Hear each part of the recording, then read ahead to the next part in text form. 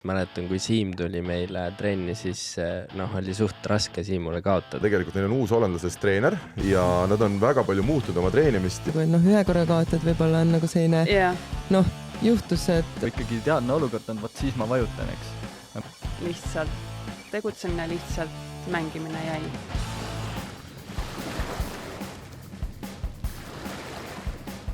Tere, armsad rannavõrkpallisõbrad! Eesti rannavalle suvi on küll läbi saanud, aga rannavalle maailmas aasta kõige tähtsam võistlus, maailmameistrivõistlused, alles novembrikuus Adelaide'is Austraalias ees on ootamas. Ja võib öelda, et Eestiski rannavalle suvi ju tegelikult päris läbi veel ei ole. Võib lausa öelda, et võiks juunikuu vahetada Eesti suvekuudest ära septembriga. September on olnud ilus ja loodetavasti nii jääb ka tulevikus. Tänane saade Kõrmuli liivas rannavalle podcastis on järjekord 21. Ja nii nagu ikka, alati on põhjust nimetada saadet ajalooliseks. Täna ei ole mingisugune erand, sest esmakordselt on laua taga 5 inimest, kes on kõik jõudnud käimasoleval aastal Eesti meistrivõistlustel esikümnesse. Aplaus! Seega, Eesti meistrivõistluste 9. koht koos Rein Tiisaarega, Beach 44 turniiriboss ja pesamuna. Kuigi munast on ta välja tulnud juba 27 aastat tagasi. Nils Rühka, tere Nils! Tere! Nils magas öösel halvasti, nii et sealt võib olla selline rahulik olek, aga Nils on muidu ka rahulik mees. Teiseks, samuti Eesti meistrivõistlustel 9. paariseks Steven Kabanen, 544 meediamees, kelle naljade peale millegipärast tihti keegi ei naera. Karl Rinaldo, tere Karl, tere! Vaatan aplausi ka siin. Kolmandaks, Eesti meistrivõistluste 5. koht koos Sander Steinbergiga. Siiski tuleb mainida, et ka tänavune Põltsamaa GP-etappi võitja ja 4-kordne GP-finalist, Beach 44 rannahalli valmimise põhiboss, stabiilsuse etalon nii palliväljakul kui ka elus, Urmas Piik, tere Urmas! Tere! Ja tänased külalised, vaatan endast nüüd vasakule poolele, daamid ja härrad. Esiteks Eesti valitsev meister ja värske Eliit 16 MK-etappi 13. koha omanik, kaitsemängija ja tänavu ka harrastusjooksjaks saanud Liisa Remmelg. Tere. Ja teise külalisena täna saates Eesti valitsev meister ja värske Eliit Eliit 16 MK-etappi 13. koha omanik, plokimängija ja alati julgelt Liisa kõrval, palliväljakul ülaltsööduga toeks ja eraelus sõnadega toeks Helene Hollas. Tere! Tere! Liisa, kohe alustaks küsin, kuidas see jooksuharjumus sul tekkis ja kuidas läheb, sest olen ka ise parasjagu maratoniks valmistumas. Jooksuharjumus tekkis nii, et võrkpallist oli kopp ees, ei tahtnud ei võrkpalli mängida ega jõusaali teha ja siis ma hakkasin jooksma. Et selline periood on ka sel suvel olnud, nii et jõuame ilmselt sellest lähemalt rääkida. Ilmselt tõesti jõuame, aga jooksmine sulle meeldib, aga sa tunned, et see on ka trennides nagu rannavolle osas midagi juurde andnud?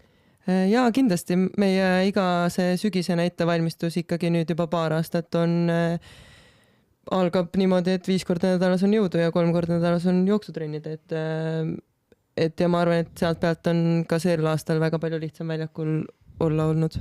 Selge. Ja kuna te olete viimati koos saates, Liisa ja Helene, meil siin pea 2 aastat tagasi, 2023 novembris, siis ma igaks juhuks klaanin ära, et siis te ütlesite, et ikkagi parimad sõbrad nii Valli väljakul kui selle kõrval, kas see on jäänud alles? Kunagi tea, rannavalles need asjad muutuvad tihti. On jäänud alles. Jumal tänatud. Siis on hästi. Siis oli hea, et me teid ka kõrvuti istuma panime. Aga alustavad küsimused täna Urmas. Suvi läbi, 544 rannahall valmimas. Nimeta 3 asja, mis rannahalli tegemistega esmajärgus meelde tulevad viimastelt kuudelt. Kui palju aega on selles plokis? Palju vaja on Urmasele, nii palju kui tarvis. No, rannahalliga seoses esimese asjana kohe tuleb pähe mees nimega Karmo Tõra.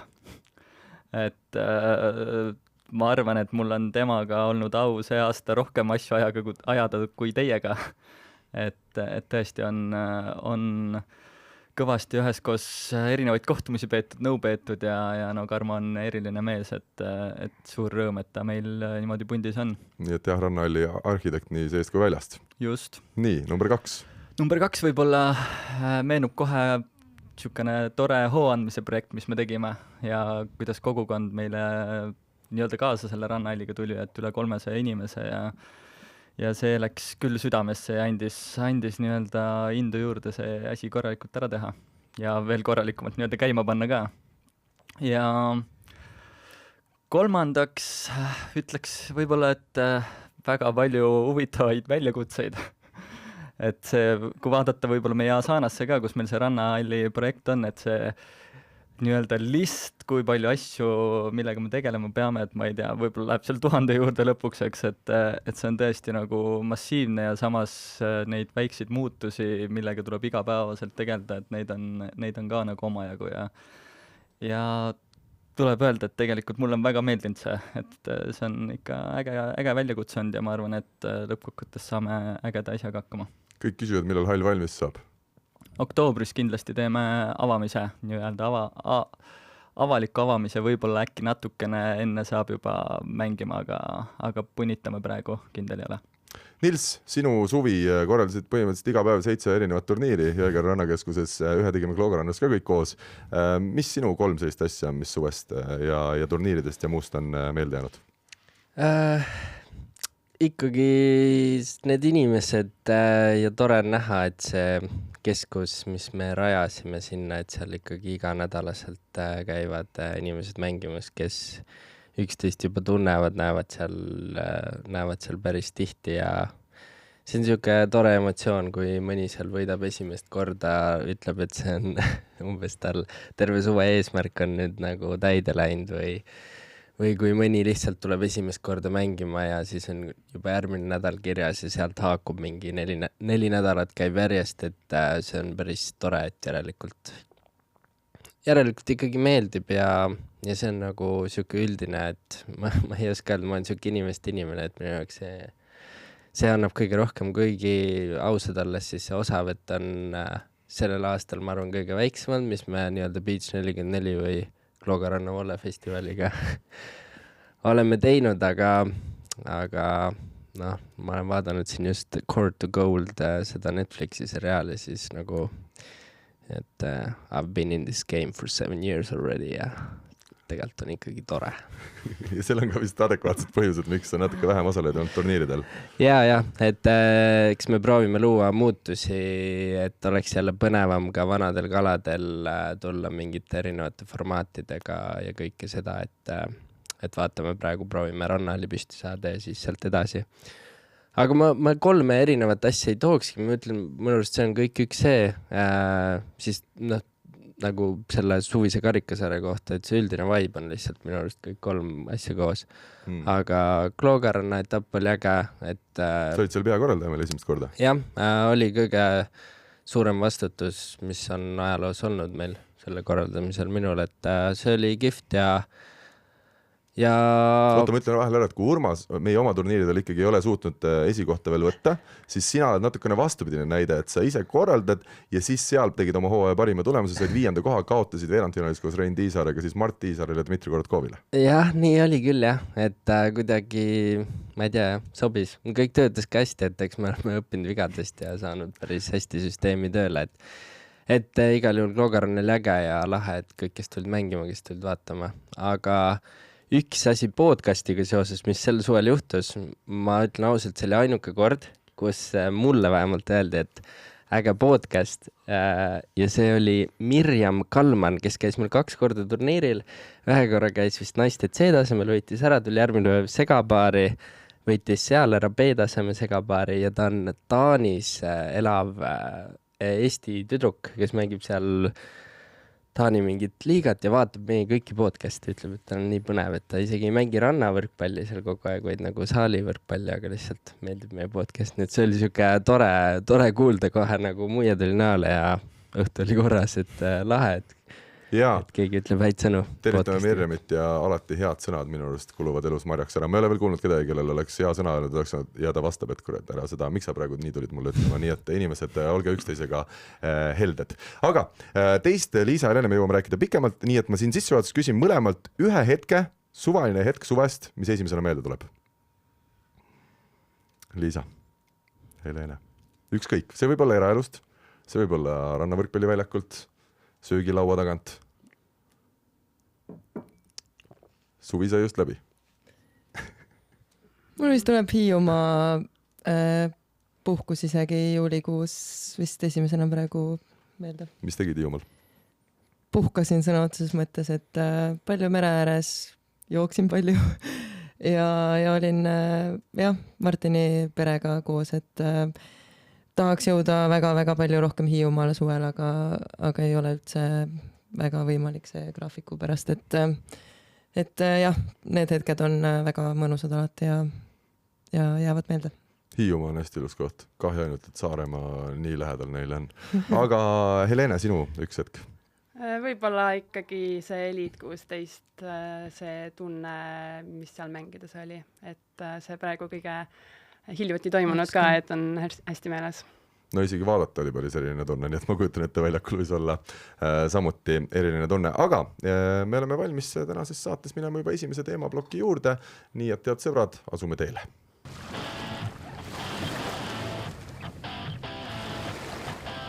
Ja Eesti meistrivõistlused siis jälle võib öelda ajalooliselt toimusid Tallinna kõige tähtsamal väljakul, Vabaduse väljakul ja võib öelda, et ikkagi see oli Eesti rannavõrkpallile, Eesti võrkpallile küll selline täistabamus.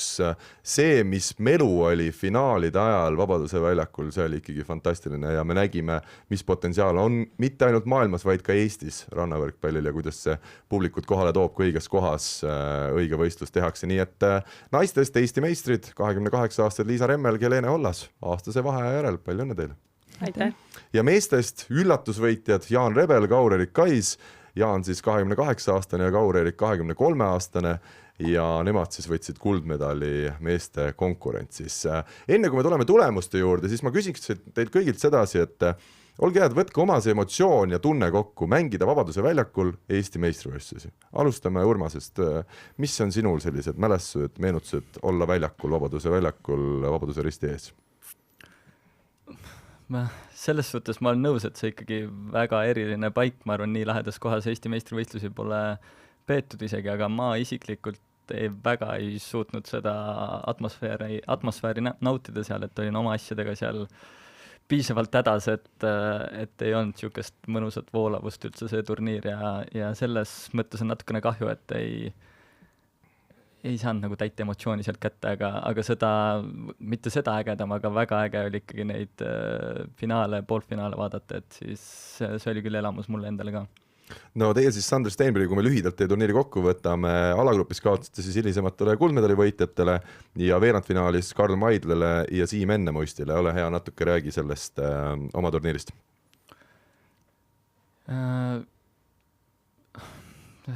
Tegime niisugused ebastabiilsed mängud mõlemad, et 2-1 olid mõlemad mängud, eks, et mõlemad game'id, mis me võitsime seal 21-12 äkki, kaotasime napimalt ja pigem oligi nagu see enda ebastabiilsus nagu märksõna, et Kaur ja Jaan kindlasti meie vastu see esimene mäng ei mänginud neid mänge, mis nad seal 2 viimast tegid.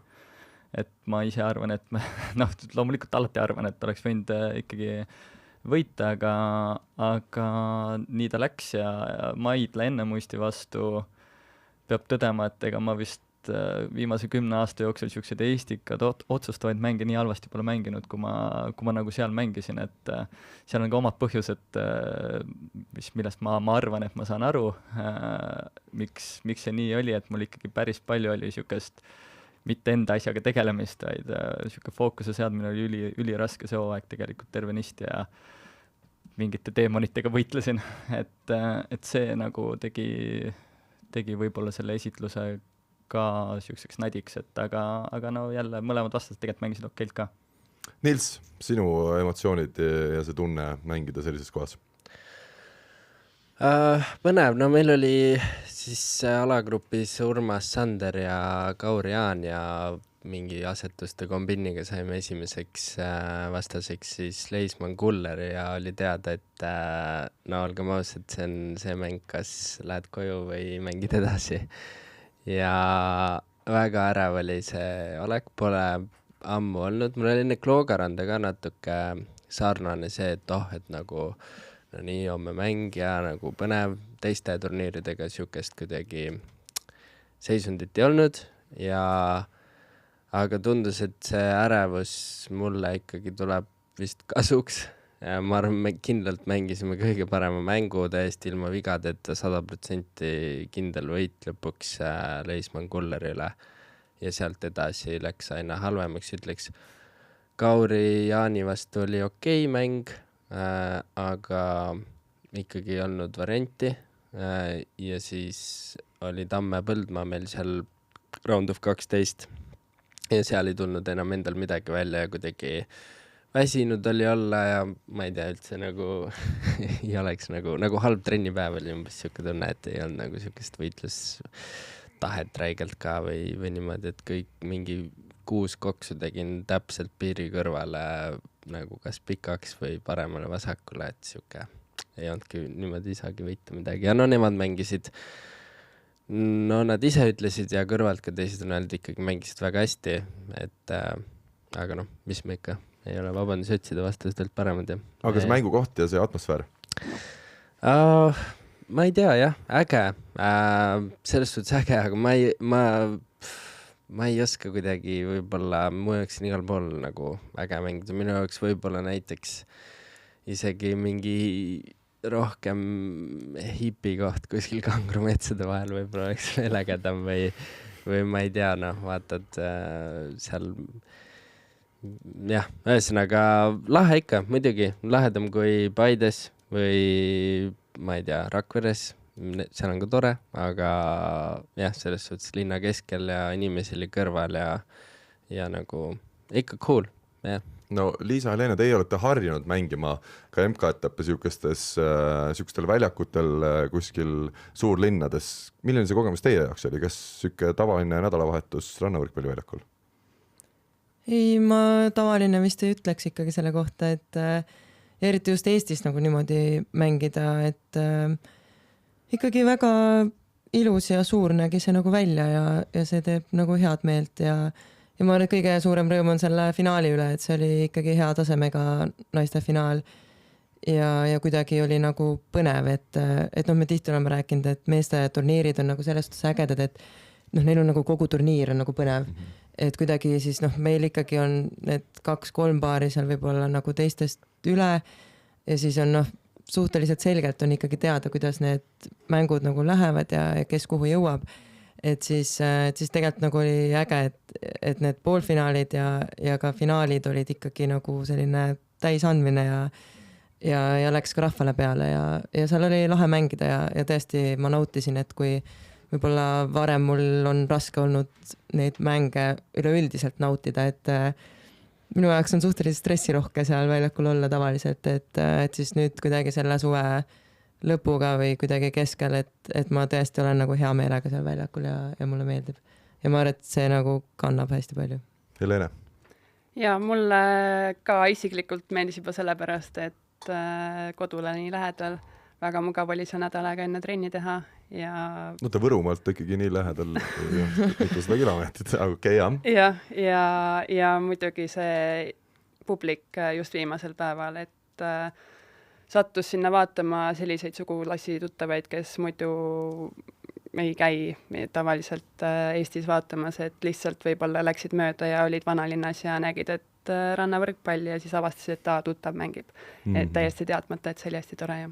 Minu kogemus oli ka väga tore. Ma tundsin ka kõva pinget nagu Nils, aga mul see väga hästi ei mõjunud erinevalt Nilsist, et see kvalifikatsioon ikkagi, kui ma teadsin, et mul pidid põhiturniile mitmed sõbrad, sugulased tulema vaatama, siis see kvalifikatsiooni mäng, mis meil ei olnud kõige ilusam ja paarise Steven Kabaniniga, et see oli ikka siuke väga raske ja ma tunnen siin Liisat nagu täiesti, et see väljakul olemine juba, see ärevus oli nii suur, et sellest tekkis see meeletu väsimus. Ma ei olnud füüsiliselt väsinud, vaid ma olin sellist ärevusest nii väsinud, ma lootsin, et see 3. game saab läbi ja ta õnneks sai läbi üsna kiiresti ja me õnneks seda ikkagi suutsime võita, aga ma vahel ei tea isegi, millest need mängud, võidud ja kaotused tulevad, et ma ei saa öelda, et ma seal oleks kuidagi ennast väga hästi 3. game'is tundnud, aga minul on alati nii, et kui juba midagi õnnestub, siis ülejäänud mängud on lihtsamad ja juba põhiturniiril mängida Eesti meistrivõistlustel oli väga äge, seal mingisugust pinget enam ei olnud ja mina olen see, kes just sihukest kohta nagu naudib täiega, et võrreldes Paide ja Rakverega, no see on nagu täiesti 2 erinevat maailma, et olla seal Eesti kõige tähtsamal väljakul, ühel 2 väljakul ja palju publikut ümber, nii need, kes teavad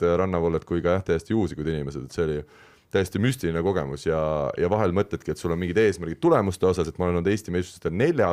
kunagi, aga samas see 9. koht siin siukses kohas oli minu jaoks nagu mingis mõttes isegi nagu väärtuslikum, kuigi neid on muidugi raske omavahel võrrelda. No, ma lihtsalt tahtsin vahel öelda, et mulle tundub, et see nagu Vabaduse väljakul see rannavolle oli natuke sama efektiga, nagu Pariisis oli olümpial see Eiffeli torni juures, et niisugust tavainimeste kõnetes päris palju ikkagi, et need, kes võib-olla muidu väga selles teemas sees ei ole, siis ikka kuulsid sealt ühelt või teisest kohast, et et päris äge, et niisugune asi nagu tehtud ja panin tähele ja käisin vaatamas ja see oli nagu selles suhtes lahe ja võrkpalliturunduse, rannavõrkpalliturunduse mõttes oli nagu ülikõva. No hea näide, minu õepoeg, kes on minu ealine, tuli vaatama, vaatas, onu mängib Vabaduse väljakul, ta oli täiesti sillast, ta jäi lõpuks kõiki mänge tuli vaatama ja pärast turniiri ütles, et see, kuidas see pallil järele läksid, kallis onu, pani minu huvituma rannavallast nii palju, et ta tahab sügisel meile tulla trennidesse, nii et ta on ka kuskile gruppi meil registreerinud, et see on tõesti täiesti nagu reaalne, et kui sa suudad siukseid suuri turniire teha ägedates kohtades, siis see toob inimesi ala juurde. No räägime meeste turniirist. Ikkagi see, et Rebel Guys alustasid turniiri kvalifikatsioonist, nagu ka näiteks Argo Arak ja Karl Jaani. Kui me üldse midagi negatiivset siit turniirist saame võtta, siis võib-olla natukene seesama asi, et sellised mehed, kas Eesti meistrivõistlustel ikkagi peaks vist mängima põhiturniiril, olgu neil neid Eesti GP-punkte kui palju tahes. Et mina näiteks kvalifikatsioonimängijana olin põhimõtteliselt seda kaudselt võib öelda kirikus enne seda kvalifikatsiooni tabeli välja tulemist ja lootsin, et need 2 paari mulle vastu ei tule, sest vastasel oleks minu turniir esimese mänguga läbi saanud. Urmas, sinu tunded, mõtted? Ja nõus, sellel turniiril eriti oleks esimeses mängus võib-olla vältinud sellist paari, et eriti kui oled võib-olla terve karikasarja hästi ka mänginud ja oled karikasarja üldliider, et siis võib-olla tahaks hooaja lõpuks natukene paremat nii-öelda loosi. Nojah, sina said ju esimese mängu põhiturniiril kohe Rebel Guys'iga. Just. Ja no ega tegelikkuses mul tundub, et me oleme ju selle sama reha otsa astunud ka varasemalt, et siin 2 aastat tagasi, kui Saku Suurhalli ja see oli siis Mart Tiiser ja Rein Tiiser alustasid samamoodi kvalifikatsioonist ja purjetasid lõpufinaali välja, et minu arust siukseid asju me võiks küll suuta vältida, et see liiga keeruline tehe tegelikult ei ole, mida teha. Jah, ja Jaani ja Arak said 5. koha, nii et purjetasid ka kaugele veel välja. No meeste finaal siis, nagu öeldud, Jaan Rebel, Kaur-Erik Kais võitsid 2-1 Dmitri Korotkovi ja Mart Tiisart, ehk siis Eesti rannavalle esipaari, ainsad paari, kes sedasi profina meil ju rannavallega meestest tegelevad. Nad võitsid isegi 2-0 vist, eks? Aha, jaa, õigus, finaali 2-0. 2-1 oli poolfinaalis, Tiisar, Korotkov võitsid Kustin Õlvakut ja Rasmus Meiust, mis oli ka väga eriline mäng.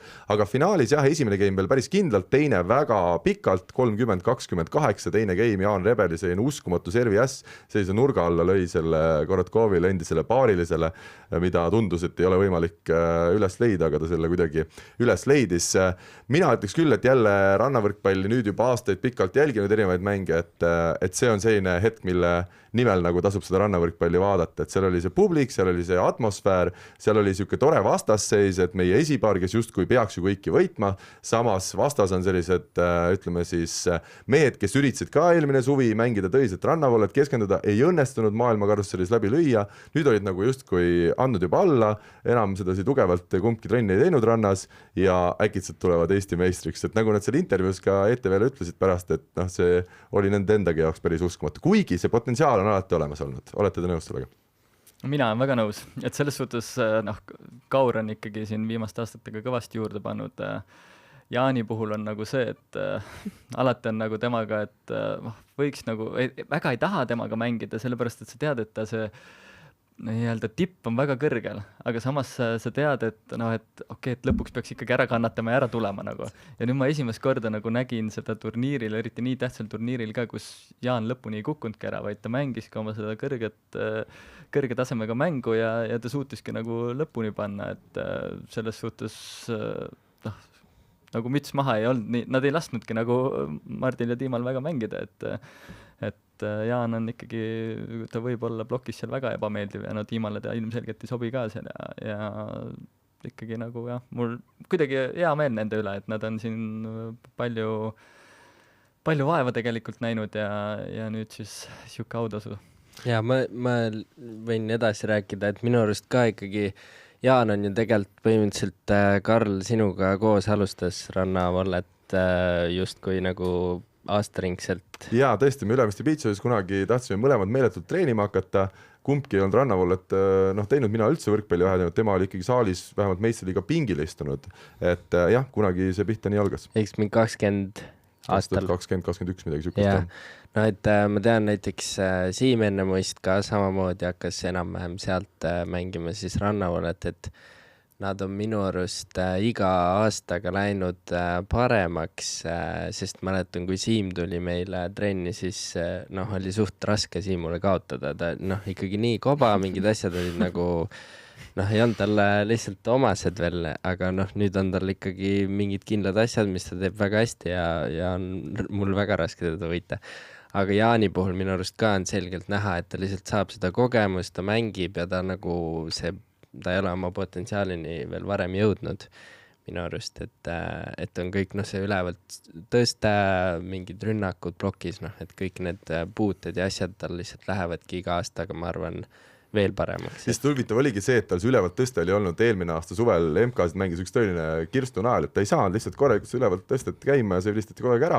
Ja nüüd vaatad Eesti meistrus aasta hiljem, kui ta ei ole tõsiselt enam rannavoolega tegelenud, on äkitselt see ülevalt tõste justkui nagu kuld. Et see on ka huvitav minu spordis, kuidas vahel mingisugune ilmselt siis ka siuke vaimne, et tal ei olnud enam nii suurt pinget peal, et ma pean olema super rannavõrkpallur, vaid ta sai rohkem nautida. Ja no see, kuidas Jaan Rebel muidugi koksas finaalis, kas ta üldse mõne vea tegi, et ta nagu sai selles finaalis veel kuidagi oma erilise naudingu kätte sealt mängust ja see kõik kajastus ka väljakul tegutsemises. Jaa, aga no ma arvangi, et kui sa, ütleme, oled 5 aastat võib-olla mänginud, siis kui sa sellest, ma ei tea, võib-olla 3 oled ülevalt tõstnud, siis kui sa oled 2 aastat ülevalt tõstnud versus sa oled 3 aastat ülevalt tõstnud, see on nagu päris suur korduste ja kõige selle vahe, et ma arvan, sealt õpibki päris palju veel juurde ja mulle tundus seda ta näitas. Aga no ma lisaks ikka sellega juurde, meil värskelt oli siin rannakunnide turniir ka, eks, kus Kaur-Erik Kais võitis. Mul õnnestus ka temaga mängida, siis ikkagi ütleme nii, et tema kõrval on päris lihtne mängida ka. Et see sama asi, mul ei ole küll vastuvõtuga nii palju võib-olla probleeme kui Jaanil, ma lihtsalt mäletan enda meie mängu, ma ei tea, 10-6 vastuvõttu oli, ütleme, halvad vastuvõtud.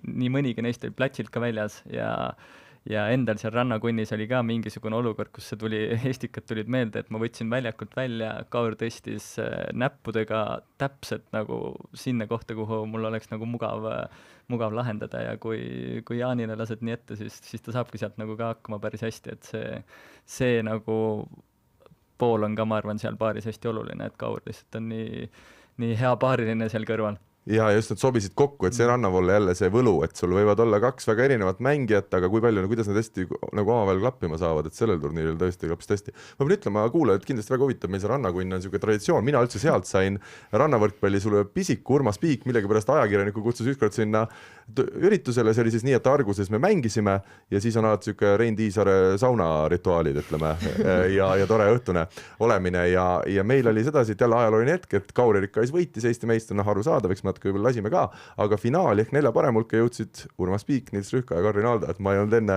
4 parema seas olnud. See on hästi oluline see ikkagi siin saates välja tuua, samal ajal kui me hakkame varsti rääkima näiteks Elite 16 turniirist. Aga Kaur-Erik Kaisist sellest suhtes ikkagi huvitav, et ta mängis, eks ole, Kustiga, siin suve alguses mängis ka hästi Jurmalas tegelikult ja Jaaniga nüüd Eesti meistrivõistlustel veel kuidagi, mul julgen isegi öelda, et võib-olla see Jaaniga Eesti meistrivõistluste 2 viimast mängu või ütleme viimane mäng, et see oli isegi võib-olla veel kõrgema tasemega kui Kusti ja Kaur koos mängisid, et see nagu tipp on sellel paaril ikkagi väga, väga kõrge. Ma ei tea, kas te olete nõus? Võib-olla küll, jah. Selles suhtes, aga see võib-olla jääb ka siuke mulje, et kui sul on ilus atmosfäär, palju rahvast ja Mart ja Tiima vastas, siis tundubki, et kõik, mis välja tuleb, et see ongi juba maailmatasemel. Ma ei tea, kas see päriselt nii on. Jah, no ma ei tea, ma tegelikult ei ole niimoodi vaadanud seda mängu, aga ma ikkagi tahaks arvata, et ütleme MK-l peaks ikka hea serviga suutma natuke rohkem neile liiga teha, et võib-olla Mart ja Tiima jäid siis natuke pehmeks selles osas, et või siis Jaan sai lihtsalt väga hästi selles mängus need servid kätte, eks, et oli see üks see, et aga no mulle ikkagi meeldib nagu vaadata kas turniiride aegade 50 mängu vaates, siis ma arvan, et praegu nad näitasid, milleks nad võimelised on.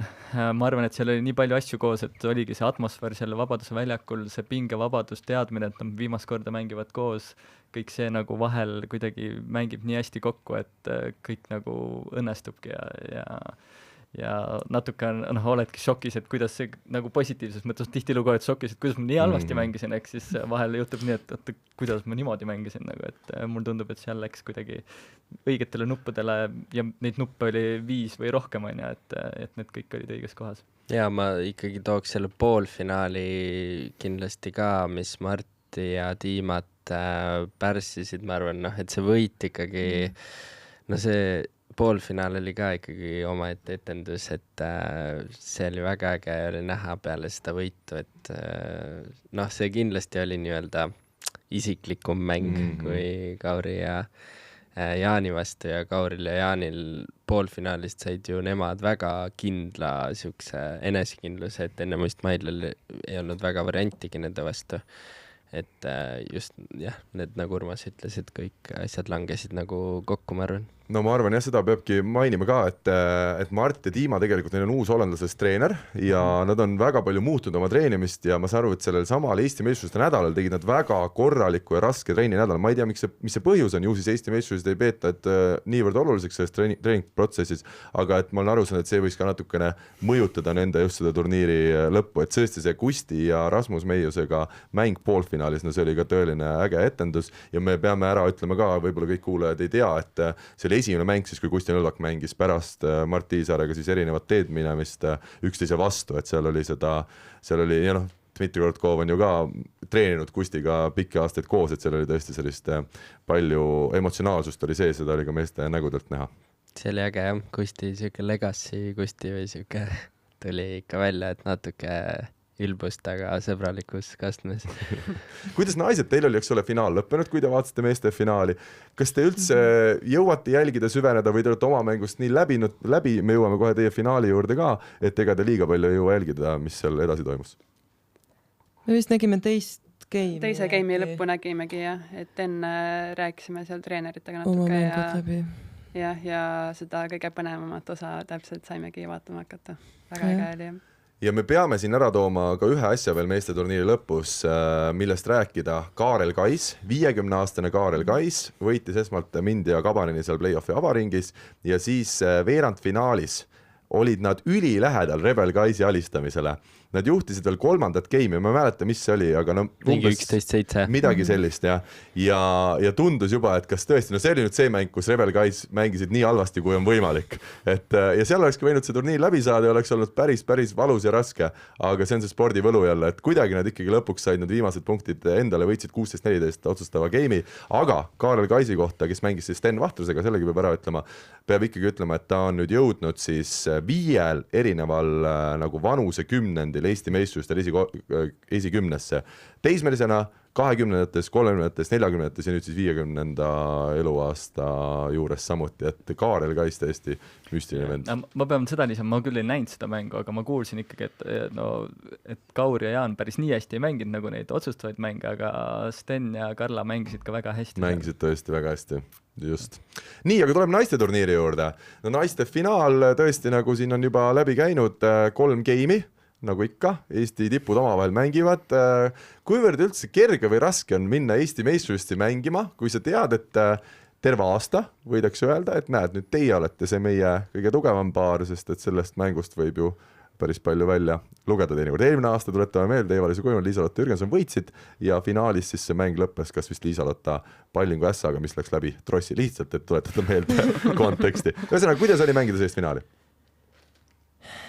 See aasta oli kuidagi lihtsam selles mõttes, et ei olnud meil siukest favoriidikoormat, kui eelmisel aastal oli.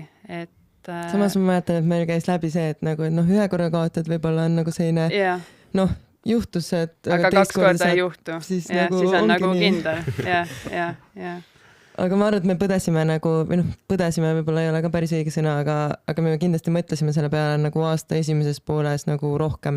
Et see kuidagi tekitas nagu sellist ebamugavat tunnet, et me saame aru, et keegi on väga korralikult nagu kandadele tulemas ja kuidagi, et kuidas siis sellega nagu toime tulla, aga tõesti ma arvan, et see paus, mis me seal juuni lõpus tegime ja natuke mängisime üksteisest eraldi, see oli midagi täiesti niimoodi korda, et hakkasimegi lihtsalt mängima võrkpalli ja mitte üldse mõtlema selle peale, et kas keegi võidab, kas keegi kaotab, kes mida mõtleb, kui keegi võidab, ma ei tea, mis iganes muud stressi olukorrad kuskilt võtta, et ja sellepärast ma arvan, et oligi see finaal nagu lõbus ja tore oli seal nagu olla ja samas see tase oli ka nagu hea.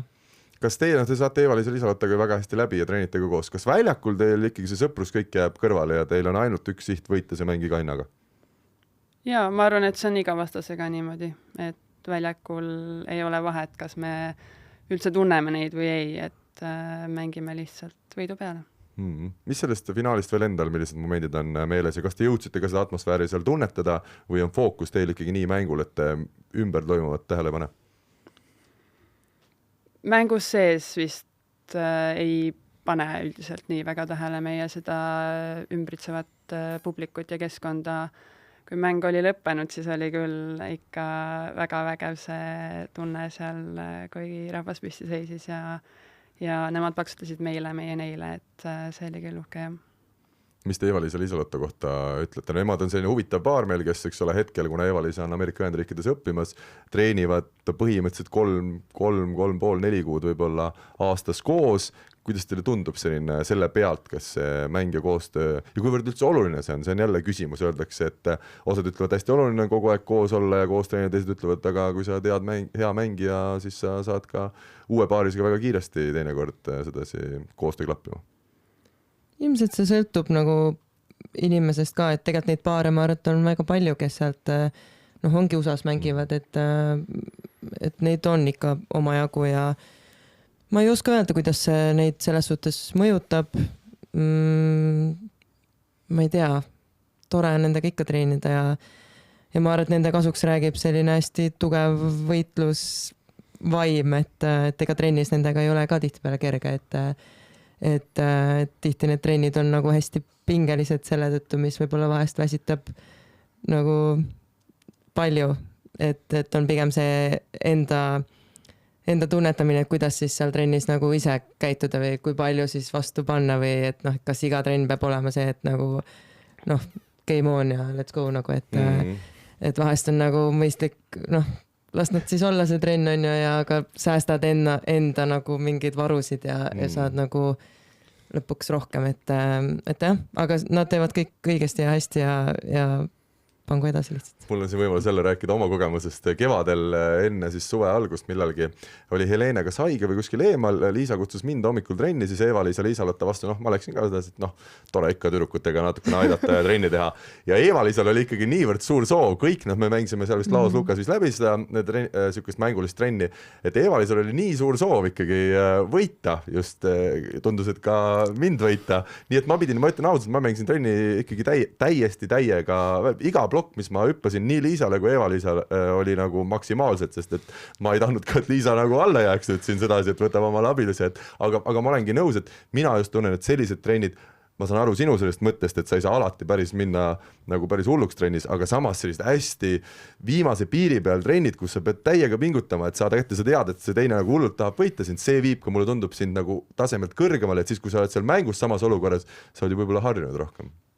Jah, täpselt. Siukest võitluslikkust on küll nendes trennides palju ja üsna palju vaidlemist ka, et kui on mingi kaheldav pall, siis ikka mõlemalt poolt tuleb. Aga uskuge mitte, Helenest on saanud see, kes paneb paika see trennis, et kas see pall oli sees või väljas.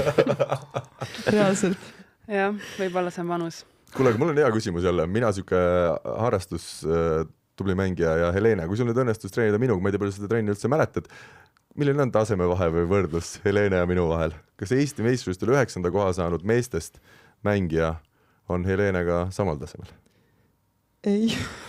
Kuidas teil läks see trenn, kas võitsite? Ei, kusjuures tegelikult see trenn läks väga hästi, ma arvan, sa said väga palju blokke. No, naisele blokki panna, yes. Abiks ikka. Ei, ma arvan, et jah, lihtsalt kõrgus on hea. Kohavalik ilmselt Helenel on natuke parem. On aus vastus. Muidugi. Aga ega ma nüüd nii täpselt ei mäleta austas ka seda kõike, aga ei, ma arvan, et ikkagi suure blokiga on ikkagi mugav seal kaitses mängida, et võtan teinekordki sind trenni. Ilus, seda saadet on mõnus juhtida, alati juhid sinna, kus endal on ka hea olla. Eesti meistrivõistlustel, mis ma tahaks naistest veel välja tuua, on ikkagi meie pronksmedalistid, ehk siis Anne-Mai Hanimägi, Marta-Mia Ploomipuu. Meie oleme nendest siin saates ka rääkinud omajagu juba. Tartumaa siis duo, kes siin talvel meil tuli naiste A-liigas, 544 naiste A-liigas võitjaks ja väga ülekaalukalt. Seal nad minu arust tegid sellise esimese suurema avalduse naiste konkurentsis, seal oli Maret Kuuse ja Olga Pestrova, äkki neil olid finaali vastsed ja no väga-väga kindel võit oli toona. Ja noh, suvel mängisid muidugi fenomenaalselt Rakveres juba hõbedal, parim Eesti paar seal ja Eesti meistrivõistlustel siis ikkagi kokkuvõttes võib öelda kindlalt 3. Nõlvak Püvi, väga ägeda turniiri tegid, olid 4. Aga Hanimägi Ploomipuu on ikkagi, nagu sa ka siin vist Liisa enne ütlesid, meil on nüüd 2-3 Eesti sükest tugevat paari, me tegelikult saame lisada veel Lukas Lepp sinna juurde, kes on ka Kloogarannas said oma esimese Eesti GP siis medalikoha, olid 3. Et see järelkvast tuleb ja mulle tundub, et teid see ikkagi aitab ka, et sa Liisa siin juba korra mainisid, et kui teil oli suve keskpaik natuke raske olukord, siis jõulumäel läksite laagrisse, vahetasite ka paarilisi seal olude sunnil ja noh, see annab jälle midagi juurde. Jaa, see noored tulevad hästi peale ja tegelikult me teeme nendega päris palju ikkagi koos trenni, et just eelmine nädal olime ka Tartus Hanimägi Ploomipuuga, nad vist valmistuvad U18 EM-iks, vist täna lendasid eile. Et ja mängivad väga-väga hästi. Et jah, pole midagi öelda ja Lukas Lepp täpselt samamoodi, et tegelikult ma ei tea, kas sina neid tundsid nii palju nagu Sandrat ja Keirat, aga noh, tegelikult ega ei olnud nagu kokkupuudet olnud ja see oli jõulumäel, jah, me läksimegi niimoodi, siis tegime terve laagri nii, et Helena mängis Keiraga ja mina mängisin Sandraga ja kuidagi see mõjus meile nagu nii, või vähemalt mulle mõjus nii, et mul kadus ära kohe trennis see, et ma peaksin kuidagi Eevat ja Lotat võitma. Mitte üldse sellepärast, et Sandra oleks kehv mängija, vaid lihtsalt, et ma ei tunne, ma tõesti ei tea, mis ta nagu teeb, kuidas see kokku läheb. Kuidagi kadus ära see, et kui me Helenega võib-olla trenni teeme ja noh, kogu see aasta, et ma ikkagi saan aru, et see on mu töö, et see peab nagu veidi tõsisem olema ja et ma pean ikkagi väga pingutama ja ma pean hästi tegema kõike sellist ja siis tuligi Sandra mu kõrvale, kes oli nii chill ja lõbus ja siis me lihtsalt mängisime, et seal nagu mul ei olnud mitte ühtegi eesmärke trennis, mitte ühelgi pallivahetusel, mul oli täiesti suva, kas ma võidan või ma kaotan ja sealt nagu hakkas midagi uut nagu tulema ja tegelikult enne seda oli seis täpselt see, et ma ei tahtnud võrkpalli mängida, et mul oli saanud sellest hästi küllalt. Kogu see aasta esimene pool oli nagu selline hästi pingeline ja kuidagi ise ootasin ilmselt rohkemat ja tegelikult oli isegi hea hooaja algus, aga kuidagi ma tahtsin ikkagi rohkemat ja kuidagi jah, siis jõudsin kuidagi sellisesse seisu, et ega ma ei tahtnud sinna jõulumäe laagrisse minna, aga et kuna sinna EM-ile me saime peale, et siis ma ikkagi teadsin, ma sinna EM-ile lähen, et ükskõik mis, kas õlg on otsas või ei ole või et kas tahan minna või ei taha, et ma lähen sinna ja siis tundus, et mängime siis Sandraga ka aga sealt nagu tuli midagi väga head välja, mis mõjus ülihästi ja ma ütlesin pärast Sandrale isegi aitäh millalgi hiljem, aga ma ei kujuta ette, kas ta üldse sai aru, millest ma rääkisin, et ma arvan, et ta ei saa aru, kui palju tema muutis tegelikult minu jaoks seda mängu tänasel päeval, et see oli väga lahe. Sandra Lepp ja Keira Lukas siis jälle kuulajatele saame öelda, et meie kuulsa Laos Lukas, Eesti treeneri ja rannavolle edendaja tütar, üks kahest siis tütrest. Helena, sul õnnestus isegi Lukasega ju mängida Nations Cupil, kuna Liisal see õlg hakkas vahepeal otsast ikkagi ära tulema. Milline kogemus see oli? Ja imelik ongi öelda, et võib-olla see kõik juhtus tänu sellele, et Liisa üldse oma õlga niimoodi vigastas. Et jah, sellepärast siis Keira pandigi minu kõrvale kirja sinna võistlustele ja tegime selle jõulumäe laagri koos, et nagu Liisa ka ütles, siis see tulemustele mõtlemine ja kõik see kadus ära, et lihtsalt tegutsemine, lihtsalt mängimine jäi. Et see on huvitav, kuidas siuke väike muutus võib teha nii palju nagu anda juurde, et et tegelikult ma ei olegi vist alates sellest, kui me Liisaga koos hakkasime mängima, ma ei olegi kellegi teisega nagu võistlustel käinud. Et see oli väga huvitav kogemus ka selle poole pealt, et me oleme tegelenud sellise teemaga nagu liider platsi peal meie Liisaga siis, et kuidas seda positsiooni jagada oma vahel, kes on liider, mis hetkel, et kui ühe peale mängitakse või ühel ei tule välja nii hästi, et siis teine võtab selle liidri positsiooni ja kuidagi Keiraga mängides ma sain nagu päriselt aru, kuidas see võiks olla ja peaks olema ja kõige olulisem oligi selle juures minu arust see, et olla emotsionaalselt stabiilne. Et ükskõik, kuidas sa mängid, mis on seis, me kaotasime mingi 9 punktiga seal Portugalis game. Et vahet ei ole, kas saame punkti, kas lahendame ära, kas eksime, mängime väga halvasti, lihtsalt tuleb püsida emotsionaalselt nagu tasakaalus ja siis on nagu hästi. Kas siis enne oli nii, et teie paaris ei olnud ühtegi liidrit ja pärast seda oli äkitselt 2 liidrit võistkonnas? Ei, see on ikka vastavalt sellele, kuidas see mäng kulgeb, et meil ei ole niimoodi, et enne mängu me otsustame, et täna Liisa, sina oled liider, Helene, sina oled liider. Et see kuidagi toimub jooksvalt, aga vist natuke sõltub, et kelle peale mängitakse. Jah, või kuidas lihtsalt tunne on nagu parasjagu, et aga seal kuidagi lihtsalt see, et Keiral ei olnudki ju kogemust siuksel turniiril, et seal oli selge, et ma pean teda toetama ja ma sain väga hea kogemuse sealt. Kas see peab kiitma natuke ka Rivo Vesikut ja treenerit, et siuksed sündmused seal suve keskel üldse aset leidsid? Kindlasti, jah. Ma arvast ta ütles ka, et ega ta ei tea tegelikult, et neid paariliste vahetusi on nagu tehtud küll, aga et kuidas see täpselt mõjub, ega nagu ei tea ja ega tõsi, me oleme ikkagi väga pikalt ju omavahel koos mänginud ja üldiselt ainult koos, et jah, seekord nagu see mõjus väga-väga hästi. No me saame siin Eesti meistrivõistlused kokku võtta, mina vaataks natuke tulevikku, et esiteks meestest on kulisside taga olnud kuulda.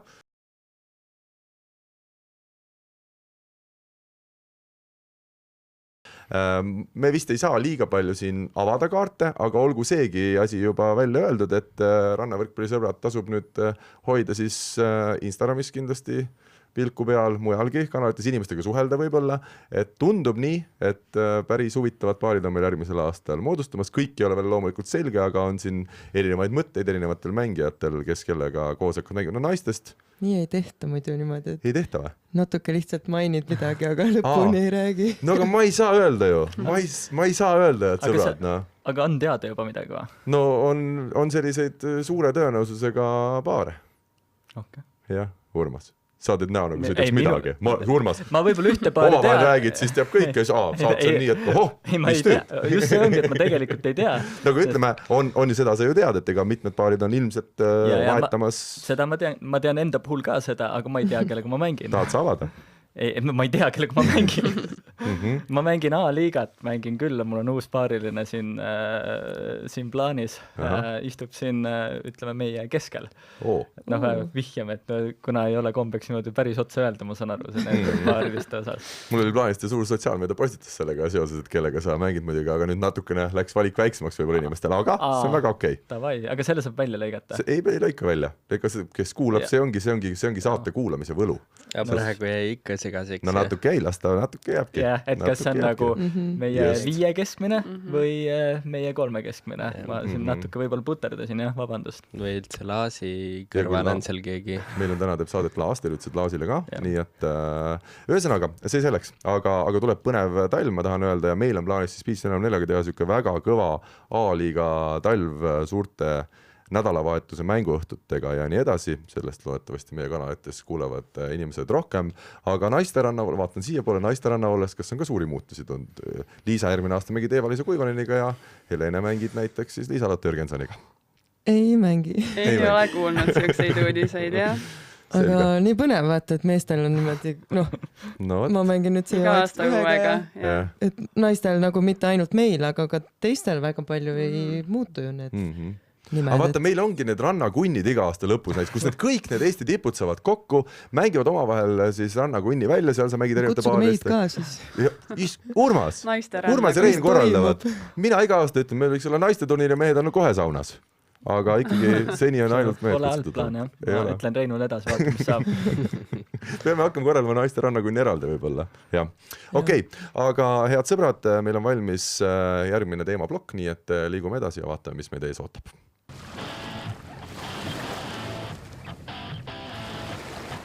Ja me liigume edasi saatega ning enne kui me läheme Liisa ja Helene suve juurde, mul tuli ikkagi siuke mõte ka, et Urmas, Nils, Liisa ja Helene, kui me vaatame Eesti meistrivõistluste üleüldist sellist korraldust, siis kas see Vabaduse väljak võiks olla mingisugune asi, mida võiks alaliit, Tallinna linn hakata ajama, et see oleks siuke iga-aastane sündmus, sest vaadates isegi Pärnus seda tüüni, mille suur fänn ma olen iseenesest, siis Pärnu tüünis on ikkagi teatud inimesed, kes sinna baari lähevad, kui on väga hea ilm, võib-olla mõni rannaline jõuab, kuigi rand on tegelikult ju selle tüüni või selle luidete taga, aga no Vabaduse väljakul Eesti meistrivõistlused. Mina valiks tüüni kindlasti. Tüüni, jah? Igal juhul. Kas nagu mängijana või? Nagu mängijana eelkõige või, et aga mulle ikkagi meeldib, et ma arvan, et Eestis võib-olla Kloogarand ja Pärnu on ikkagi rannavõrkpalli mõttes kõige mõnusamad kohad ja ega see, ütleme, MK-del ka käies need linna sisse tehtud platsid, see, kus sa sealt sooja teed ja kus sa pärast pessu isegi lähed. Mina käisin kafeiinis nii palju vetsus, et ma mõtlesin, nad võib-olla mõtlevad, et ma olen mingisugune sarivaras, aga... Jah, et ma selles mõttes arvan, et see Vabaduse väljakul ta võiks kindlasti tulla, aga ta ei peaks iga-aastane traditsioon olema, ta kindlasti on kallim teha, ta on omajagu väljakutseid seal, aga ma olen ka selle poolt, et pigem võiks Eesti meistrivõistlused siis Pärnus toimuda kui kuskil mujal. Kuigi kallim, kui leiaks liiva toetaja, mis on liiv, on ju põhiargument selle kalliduse osas üldse, et ega seal muud ju, mis kallimaks teeb, kui Tallinna linnaga koostööd teha, siis ei pruugi olla. Ei pruugi olla. Ma tegelikult eelarved ei tea päris täpselt, ma lihtsalt eeldan. Ja, aga ma tean, et näiteks tuletage nüüd, et kõige tanklakett oli Olerex, vist toetas seda Eesti meistrivõistlust. Nemad olid igatahes väga rõõmsad olnud, et nad said sellise reklaamväljundi Eesti meistrivõistlustel Vabaduse väljakul. Jah, et kui see tooks nagu lisa siukse tugeva toetaja, siis on jälle potentsiaali nagu teha nii. Kumba te eelistate, Tüün või Vabaduse väljak? Ma võib-olla teeks seal Vabakal ikkagi, mul tundub sellist suvalist inimest jõuab sinna rohkem, et kui ma käisin Pärnus ringi ka, siis mulle endale tundub, et justkui kõik need, kes randa lähevadki Tüüni, aga tegelikult käid seal, see rand on nii pikk ja enamus inimesi vist ikkagi tegelikult Tüüni ei jõuagi, et sinna satub just see rannavalle või rannajalka kontingi. Või siis kalli kokteili fänn. Või kalli. 14 eurot. No, aga hea ka. Nils ütles mulle, ma suvel, Nils käis korra Pärnus, ma pean selle vahele loo rääkima, et läks ka siis Tüüni, ei olnud rannavõrkpalli turniir ja läks tüdruksõbraga koos, vaatas, et kokteili hind oli vist 14, lõpuks lepsis tüdruksõbraga kokku, et teeme 2 peale 1 ja tegite. Nii oli. Kumbki 7. No tegelikult tegime 2. 2 peale. Aga nagu 1 näkku ja siis teine 2 peale. Selge. Aga ikkagi, no... Mulle tundub, et see on natuke nagu rannavalle saade ise, ütleme, miks me oleme halvad, aga see, et ikkagi kõrval on nagu 3x3 koss ja siis meil on rannavalle nagu 3x3 kossu, minu arust me ei vaadanud inimesi põhimõtteliselt nagu, no vähe oli neid pealtvaatajaid. Meil oli nagu päris palju, aga me kuulsime, mis kõik toimub ainult 3x3 kossu väljakul, et see oli veits shame nagu, et Pekina saab selle kõlari sinna panna vähe parema ja kuuleme, teeme rohkem lärmi, et mind see häiris, mulle muidu meeldis, et ma sain ennem kossu visata soojenduseks, väga äge, aga see mulle ei meeldinud, et ma kogu aeg kuulsin Hugo Toomi ja kuidas seal mingid tüübid kossu viskavad. Sellega ma olen nõus, et annab veel palju kindlasti parandada seda Vabaduse väljakul tegemist, aga juba see asi ise, et see seal toimus, olgugi, et selle tänu võime ka öelda siin nendele inimestele, kes vist Tallinna linnas spordiosakonna valdkonnas selle noorte mängud siia Vabaduse väljakule tõid, et tänu sellele oli see liiv ja mängukoht olemas, jah, sest ma tean, seal on korraldatud ju Vabaduse väljakul mingeid teisi spordiasju veel, aga ma ei tea, et ükski neist nagu oleks sihuke jätkusuutlik olnud või et midagi mitu aastat, ma tean, mingi Simple Session, noh, mingi rula BMX-i võistlus on seal olnud, mingid, ma ei tea, Kossu on äkki võib-olla veel olnud korra, noh, ühesõnaga seal on nagu mingeid asju toimunud, aga võib-olla see linn ise ka siis tahab mingit variatsiooni sinna, kuigi eks see on läbirääkimiste küsimus, kui hästi ära põhjendada, et rannavalle on maailma kõige ägedam asi, siis võiks ju olla seal iga aasta. No eelmise võimuga vist oli nii, et kui see taekwondo võistlust tahti teha, siis alati sai, aga meil uus võim on natuke parem, kuigi see võib vahelduda jälle. Siin ei ole palju jäänud, et reitingud ütlevad, et tuleb tagasi taekwondo. Aga lähme nüüd siis Liisa ja Lene teie juurde. Räägime natuke sellest raskest suve algusest kõigepealt. Kas see on natukene paratamatu ka, et kui olles vaadanud siin erinevaid tippsportlaste dokumentaale, lugenud eluluraamatuid, et ega neid mõõnaperioode tuleb vist igaühel ette. Küsimus ongi selles, et kuidas ja kes need mil moel nagu üle elab. Et kust teil see mõõn tekkis? Kas lihtsalt oligi ühel hetkel liiga palju rannavõrkpalli ja tundus, et see areng või mis iganes asi ei ole piisav, et kogu aeg toita seda motivatsiooni? Ma arvan, et see tekkis minul sellest, et ma ootasin liiga palju. Ma arvan, et meil oli veebruaris oli Tenerifel väga-väga hea treeninglaager, kus me tegimegi juba maailma tippudega koos trenni ja me mängisimegi võrdselt nendega ja reaalselt tundus, et noh, et vist see hooaeg äkki nüüd tuleb või noh, kuidagi ise panin nagu ja pähe. Ja Liisa horoskoop ütles ka, et tal on esimene poolaasta väga hea. Nii, kus Õhtulehest, kus sa lugesid seda? Või sa igapäevas, kas te igapäev enne turniiri? Liisa. See on okei. Ei, no ma tean, et keegi suvaliselt need kirjutab, aga ma vahest ikka loen. Õige, kes ei loeks? Ja no tõesti, mul pidi aasta esimene pool mega hea tulema. ja nagu tegelikult, kui me oleme vaadanud seda aasta esimest poolt, siis tegelikult me saame aru, et see ongi hea. Et kui me tavaliselt oma medaleid võidame võib-olla suve lõpus, siis nüüd meil oli 2 medalit Futuresi tasemelt ja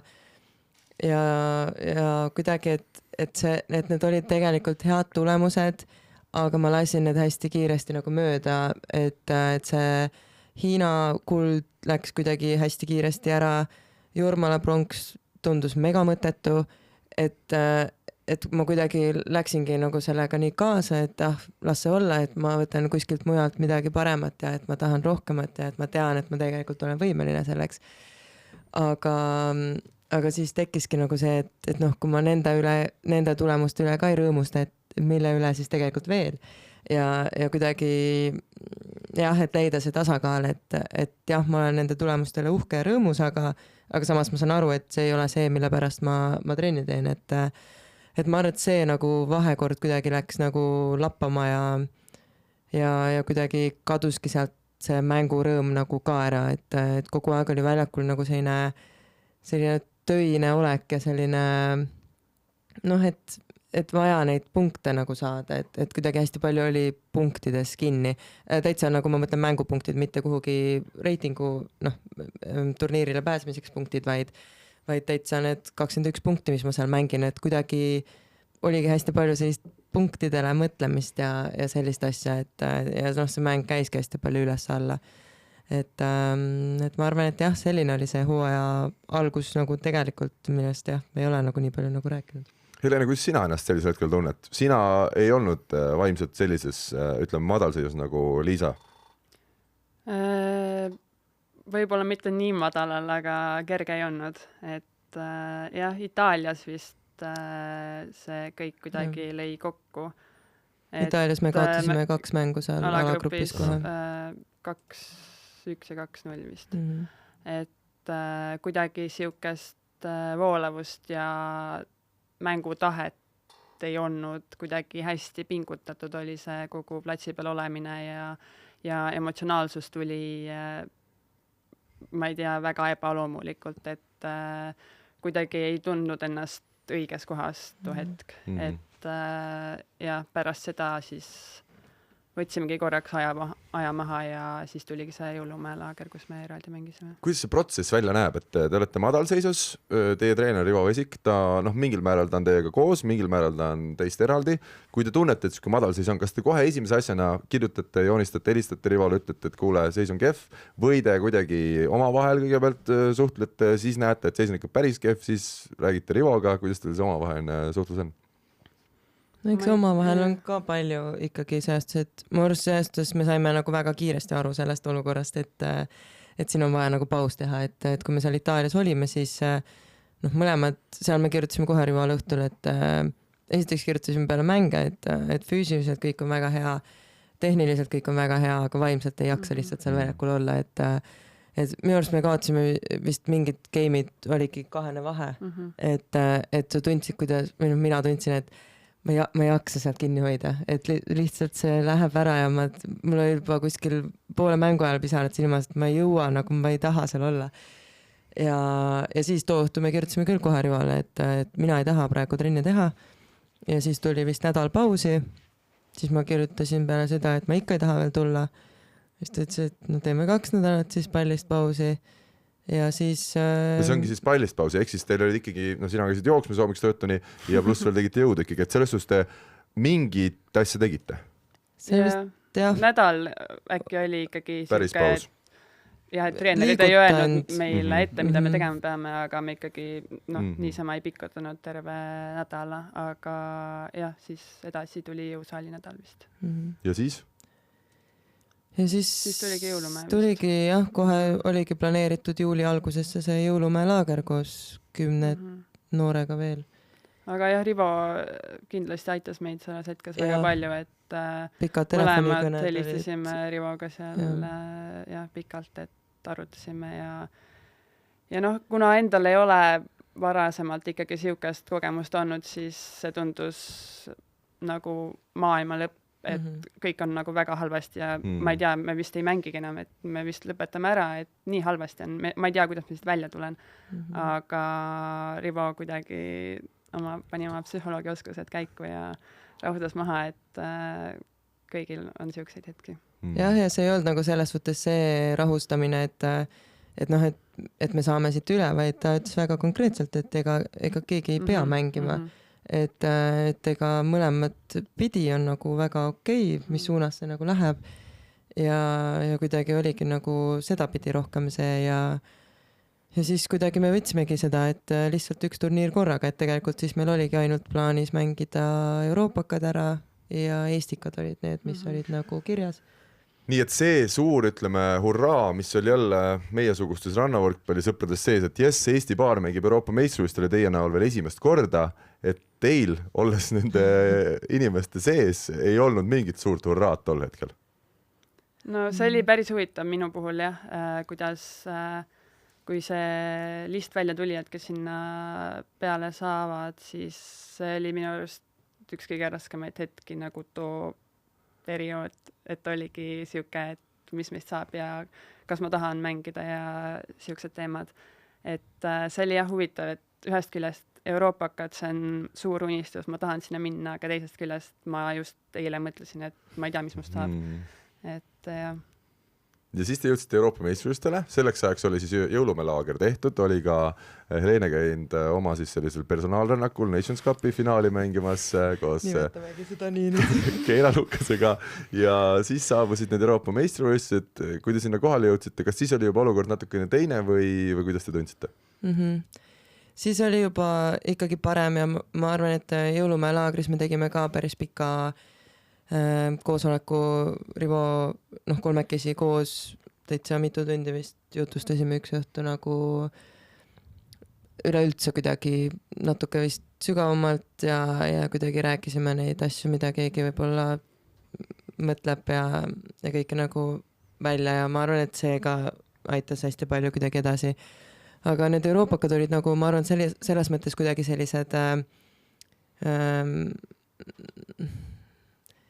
ma ei tea, kas seal oli kõik juba nagu super hästi, aga samas see olek ikkagi väljaku peal oli küll juba nagu endisem ja oligi see, et me saime tegelikult seal väga vähe punkte, et nagu aga seal tuligi nagu välja see, et see väga meid ei kõigutanud, et kuidagi me lihtsalt mängisime ja olimegi 9 punkti taga, aga seis tundus selline nagu seis oleks 10-10, et ma teadsin väga hästi, mis seisud on, aga see nagu ei mõjutanud mind, et sealt kuidagi nagu saime mängu selle nagu panna ja kuidagi sealt nagu hakkas kõik jälle üles poole minema.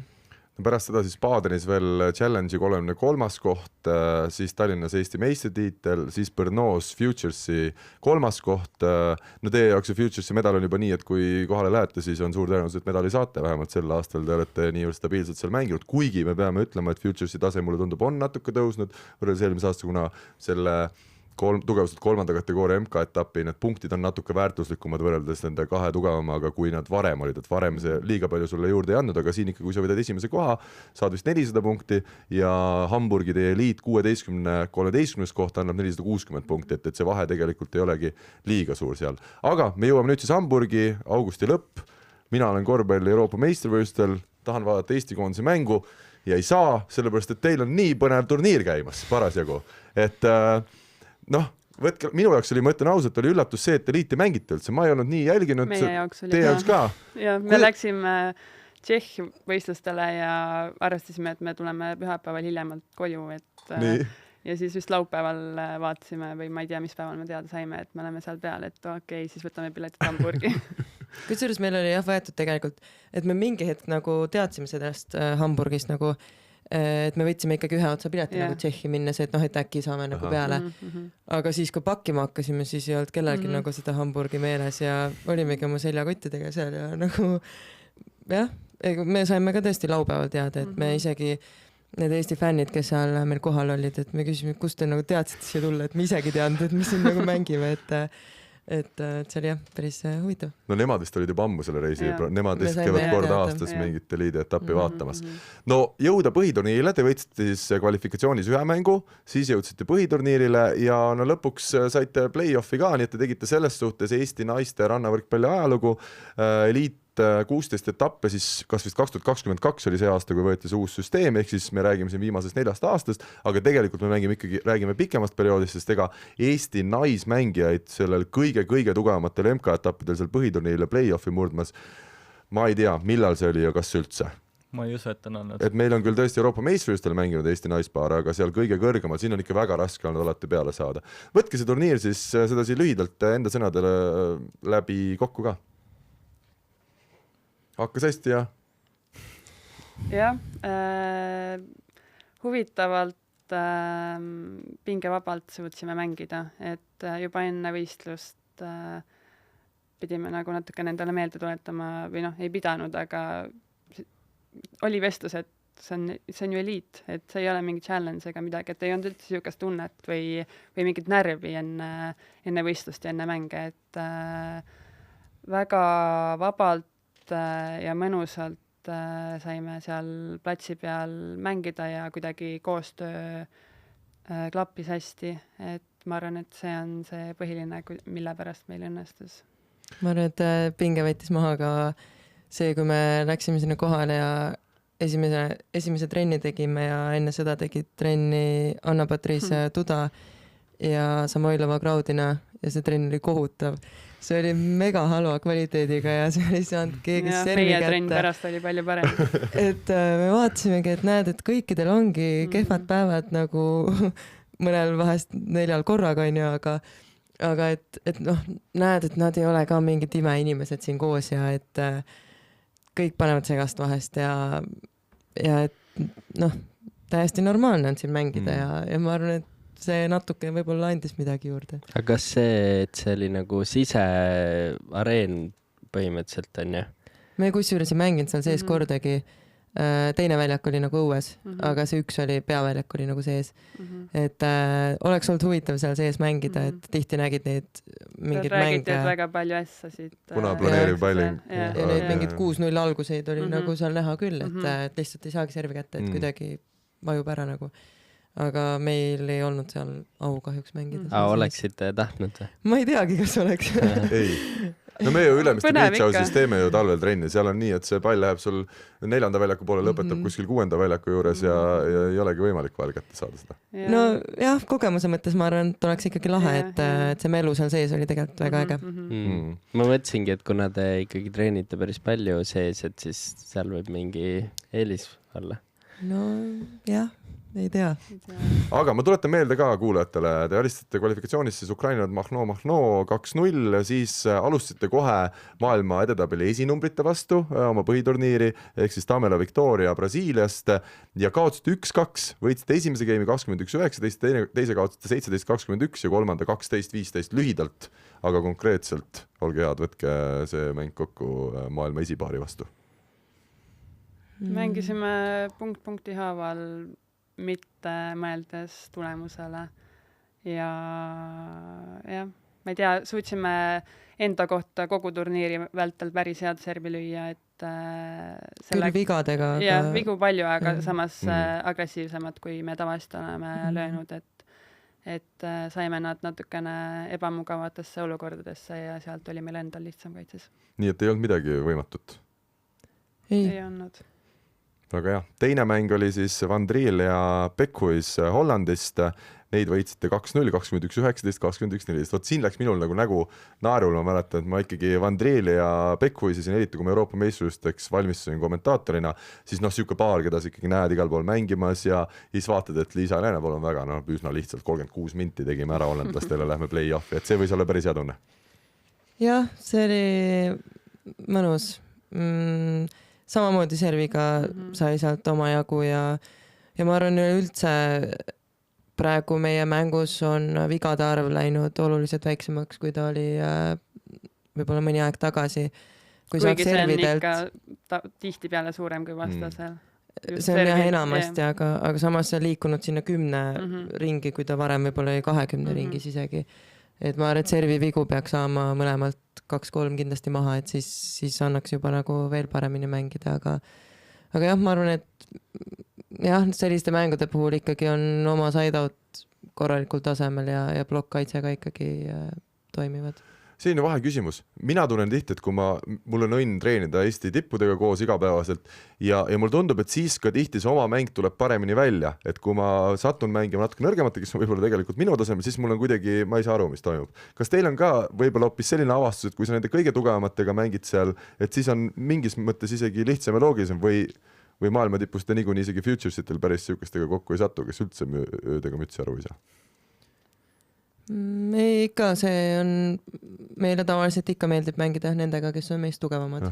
Et see ikkagi juba üks asi on see, et võib-olla ise mängid ka natuke paremini. Ja keskendumine on võib-olla teine, mis on kuidagi fokuseeritum ja ma arvan, et see on ka üks selle eliidi märksõna. Et sa tead, et midagi ei tule lihtsalt ja sa pead igas punktis kõik andma. Jah, ja vastase rünnak on ka loogilisem, et võib-olla kui ei oska veel mängida, siis sealt reaalselt tulebki igas suunas. Vastane ise ka ei tea täpselt, kuhu see pall läheb, et siis ongi raske lugeda ka aru saada. Ja play-offis siis jõudsite play-offi 18 parema seas Vozilova ja Stotšlova, ma ei tea, kus see on õige hääldus, aga tšehhitaritele kaotasite siis 1-2, 10-15 kolmas game, nii et ega ei olnud kaugel ka see, et jõuda juba 12 parema sekka. Sellest mängust ka paar sõna. Natuke väsisime ära, ma arvan, selles mängus, et üleüldse see liiditurniir oli hästi kurnav, et ma mäletan, kui me nägime seda mängugraafikut, et üks mäng alagrupis päevas küsisime üksteiselt, et mis siis ette võtame. Mis me siis ülejäänud päevaga teeme? Kell 11 oli mäng, et mis siis teeme. Aga need mängud võtsid meeletult palju energiat ja reaalselt me läksimegi hotelli magama tagasi. Et ma arvan, et meil ei olegi sellel tasemel mängimise kogemust nii palju. Ja tõesti see keskendumine, selle hoidmine selles mängus oli midagi täiesti sellist, mida me ei ole varem suutnud teha. Ja ma arvan, et sealt pealt need mängud olid ka sellised, nagu nad olid. Aga see nõudis hästi palju energiat kuidagi, et halb öelda, et ma väsin ära ja näed, mul ei olegi jaksu enam kuskil, ma ei tea, mis round-off see oli, aga et ma arvan, et me oleme väga heas vormis ja tugevad, aga näed, kuidagi see ikkagi vajus ära natuke. Ja Helena mängis seal üldse palaviku ja kurgu nohu kõigega, et võib-olla tulebki nii teinekordki teha või? Jah, võib-olla peab olema natuke haige ja võib-olla peab olema 7. nädal järjest võistlusi, et võib-olla see on retsept. Ühesõnaga ikkagi see ka, et kui sa mängidki juba maailma tipus, siis üks asi on mängida 1 mängu, 2 mängu, aga teine asi on see, et sul võib olla ikka meeletu vastupidavus, et pidada siuke turniir üldse vastu. Jah, ja ma arvan, et füüsiliselt meil on see olemas, aga et just see, et pea peaks nagu vastu seal otsas. Jah, et meil ei ole kogemusi siukesel tasemel mitmeid mänge järjest mängida, et jah, füüsiliselt iga võistlus ja iga mäng on tegelikult ikkagi raske, et või on raskemaid, on kergemaid mänge, aga lõppkokkuvõttes jah, see just vaimne pool, et kuidagi mentaalselt jõuda pingutada. Õlg pidas vastu, siis on ta sul paremaks läinud või? See on ka huvitav lugu selles mõttes, et see õlavigastus ei ole kuidagimoodi tegelikult nagu otseselt paremaks läinud, aga ma lihtsalt mängin nüüd teistsuguse tehnikaga, mis on praegu läinud nüüd selliseks, et tegelikult mu rünnak on väga palju läinud protsendi mõttes nagu üles, side-out'i lahenduse mõttes. No nii, palun tutvusta. Kuidas saab siis nii muuta, et õlg enam nii palju haiget ei tee ja protsent hoopis rünnakul kõik tõuseb? Kõik tahavad teada.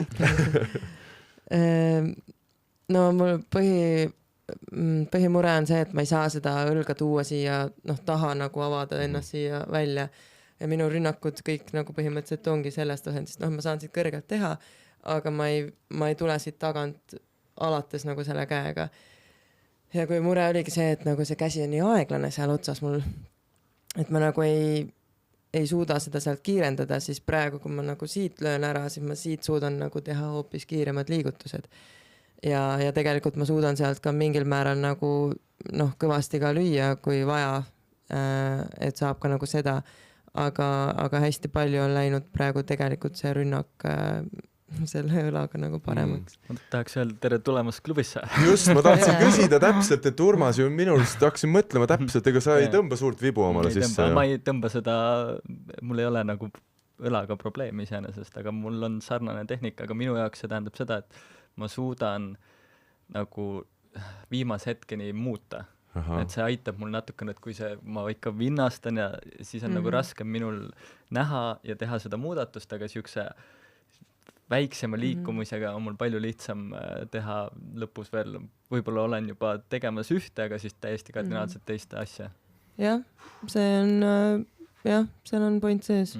Kuule, Nils, lähme õhtutrenni, proovime ka, äkki saame keaks võrkpalliks lõpuks. See palju on valus. Okei. Nii, mul oli siin mõni siuke tore küsimus veel. Liisa, kui eelmine kord meil saates käis, me rääkisime sellest sinu vastuvõtuplatvormist pikalt ja laialt. Küsin ka sellise küsimuse, kas hetkel tunnedki ennast selles osas hästi ja see töö on tehtud või see on mingi selline jätkuv töö? Täna oli küll väga hea vastuvõtt trennis. No kui laose servid kätte saab, siis sul on see juba ütleb midagi. Aga selle vastuvõtuga on kuidagi, ma tunnen ikka, et see on selline natukene vaimne teema, et kui sa tunned ennast seal hästi, siis sa võtadki need lihtsalt ära. Platvorm on kindlasti paremaks läinud, aga ma arvan, et näiteks me vaatasime enne seda üldse turniiri või enne seda Brasiiliaga mängu vist oli see Eesti kossumäng Eesti ja no kes iganes. Serbiaga. Ja esimene mäng. Ära liiga palju meelde tuleta. Meil on siin Kosovo fänne ka. Ja siis pigem läks nagu kiirelt, eks ole, ühele poole see mäng. Ja siis me vaatasime seal enne ja siis me saime aru, et meil homme on suhteliselt nagu võib olla, et sarnane olukord nagu on tulemas või et kuidas see nagu läheb, aga samas see ei olnud nagu selline kartus, vaid see selline, et lähme teeme ära. Aga siis mul praegu vastuvõtul on kuidagi see, et ma ütlen, ma tõesti keskendun, on nagu see ja ma tõesti ütlen enne igat servi hetkel, et pane mulle ja ma ütlen seda nagu kõva häälega ja ma ütlen seda niimoodi, et ma mõtlen seda. Ja ma vaatangi talle sinna otsa ja et pane mulle ja siis ta paneb ja ma lihtsalt võtangi selle ära. Ja ma arvan, et see mind ka praegu aitab. Ma ei oska öelda, kuidas ja mis, aga et ma kuidagi lähen sinna sisse ja ma olen enesekindlalt ja ma pean võtma need pallid lihtsalt lihtsalt vastu, et seostus, Rivo ütleb alati, et kui sa mängid, siis sa pead mängima, et sa ei saa seal enam mõelda tehnika peale kuidagimoodi, kuidas need käed kuskilt mida teevad. Et siis su ainus mõte on pall üles sinna kohta, kus vaja ja lihtsalt mängi. Ja ma arvan, et nii. Teile tulemas klubisse tahtis Urmas jälle jälle, aga oli küll Urmasel ikka siuke lähenemine jälle. Et jah, mind praegu see nagu kuidagi aitab ja ma ütlengi, et ma ei tea, kui palju ma sealt kuskilt tsoonist nagu sisse välja käin, et kui ma nüüd lähengi sinna vastuvõtte kohale, ütlen, et pane mulle on ja, et kui palju ma sealt pärast välja tulen, kuidas uuesti, aga ikkagi enne igat servi ma praegu kuidagi ajan nad sinna enda peale ja eks ma tean ka, et minu peale üldiselt mängitakse. Aga et jah, ma arvan, et see vastuvõtt on selline, peab olema julge. Et kui sa juba seal vastuvõtul põed, need pallid lendavad kohe kindlasti sult käte pealt ära. Mul lihtsalt väike muie siin tuli, mul tuli lihtsalt üks seik Rasmus Meiusega Põltsamalt meelde, et vist serviti Rasmuse peale, Rasmus võttis väga hästi vastu, lahendas ära ja siis Rasmuse kuidagi, et a la meil omavahel, et kuhu sa servid, vaata. Ja siukene, et ja siis mul nagu kõrval, siia ka ei saa ju.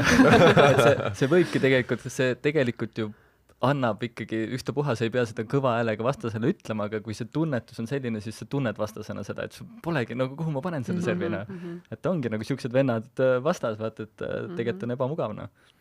Kusjuures jah, ma ka mäletan Eesti meistrivõistlustel just mängides, et üldiselt ma olen läbi oma Rannavalle karjääri mänginud nii, et ikkagi mulle servitakse, mul on õnnestunud valida suurepäraseid paarilisi. Ja nüüd Eesti meistrivõistlustel hakati seal turniiri vältel üha rohkem mängima minu paarilise peale. Ja mina avastasin endas täiesti mingisuguse teise nagu mina. Muidu oligi see, et keegi servib, äkki ta ei näe, et ma siin olen, et ma lähen kuskile eemale, eks ole, aga ikka servitakse mulle. Ja siis äkitselt servitakse teisele, see tunnen ennast nii hästi, et vau, et nad ilmselt näevad, et ma olen hästi lahendanud. Ja siis äkitselt mul muidu ka ülevalt see, et sedasi, et vahel tuleb paremini, vahel halvemini ja väga kuidagi julge on minna. Siis ma vaatasin, meil tegi tore sotsiaalmeedia tegi ja Kirke tegi ka seal meie mängude storisid. Siis sinna oli just peale üks hetk, kus mul paarina võtab vastu, mina olen 2 peal ja ma lähen sealt ründama teist palli ja lööngi selle otse maha, mida ma nagu reegina ei tee, sest ma arvan, et ma ei ole selleks väga suuteline, aga ma olin tol hetkel jõudnud vaimselt nii kindlasse kohta, et ma tundsin, et ma olen maailma parim mees äkitselt. Natuke seda kõrvalt kindlasti aru ei olnud saada, aga endal oli sees siuke tunne.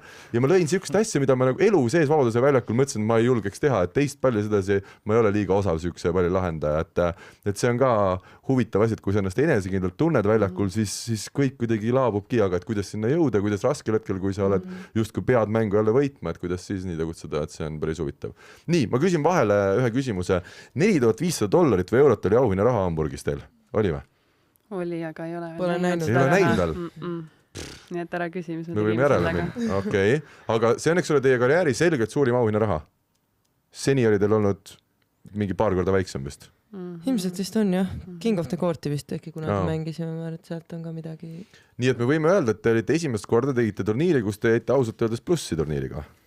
Et nii karm on see maailm ikkagi. Võis olla küll nii, jah. Ja nagu öeldud, punkte saite ka korralikult juurde, nii et olete maailma edalipääsest kerkinud nüüd 43. kohale. Mulle meeldib, et me teame seda seisu ainult siis, kui see on ainult tänu sinule, jah. Jah, nii on, aga mida mina peaks vaatama? Ma neid seeding points ei vaata sina. See on sinu ülesanne. See on minu ülesanne, just. Ma vahel kirjutan teile küll hästi on. Aga see on minu arust sellest hea, et nüüd pärast olümpiahooaega oli see võib-olla natuke juhuslik, aga nüüd on ikkagi paalid mänginud juba omajagu koos ka ja see 43 mulle tundub on üha nagu reaalsem seis maailma olukorrast siis rannavõrkpalli tandril. Küsin ka selle asja, Hamburgis olid Eesti fännid, kes tõesti tulid sinna, nad teadsid ette, et te sinna peale saate erinevalt teist endist tundub. Kuidas oli mängida siukse ultrafänni 5-6 armee ees? Need on need samad vennad, kes käid Vabaduse väljakul Eestikat eel, ajal ja järel kell 6 hommikul trenni tegemas. Väga lahe. Jah, kui nad esimese mängu poole peal vist jõudsid, siis esialgu tegid kohe nii kõva häält, et me korraks nagu ehmusime, et mis siin toimub, aga tegelikult oli väga äge. Jah, meile meeldib ikkagi, võib-olla me ei ole võib-olla väga selline paar, kes näitab seda välja ja võib-olla oskab kuidagi rahvale teha või et väga lahe on, kui vaadatakse tegelikult küll ja minu arust nad kuskil küsisid ka ükskord, et seal samas juures, et kas teid aitab kaasa ikkagi, et kas võib niimoodi olla ja kuidagi, et siis me ütlesime ka, et väga lahe, et pange nii see on palju. See on tüüpiline eestlane, ma arvast läheb spordivõistlusele, küsib igaks juhuks kohaliku paariks, kas see on okei, et me aplodeerime teile. Jah, sellest ma arvan, et me oleme selline paar, et kes on rohkem seal nagu oma ette väljakul, et võib-olla ongi võrdluseks Eva-Lotta, ma arvan, et on täpselt vastupidine paar.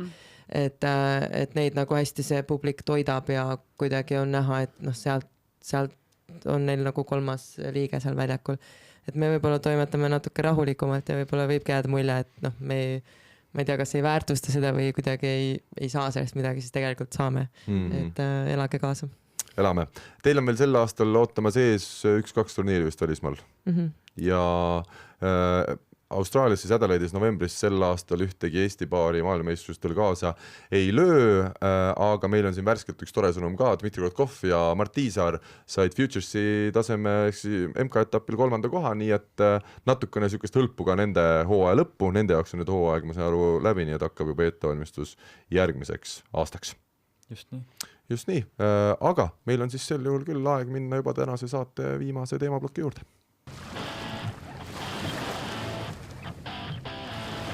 Ja täna me räägime siis viimases teemablokis oma tehnikanurgas koksamisest ja me juba enne saadet tegelikult arvasin, kuidas see õige, me nimetame seda koksuks või koksamiseks, kui sa ei löö palju tugevalt, vaid seda siis suunatult. Ja Nils-Erik, kes on meil kõige kõrgema kraadiga nii-öelda spordi erialaliselt, rekreatsiooni lõpetaja. Sina ütlesid, et sellel on ka mingi ametlik nimetus, mida Eestis kasutatakse. Ole hea, ütle.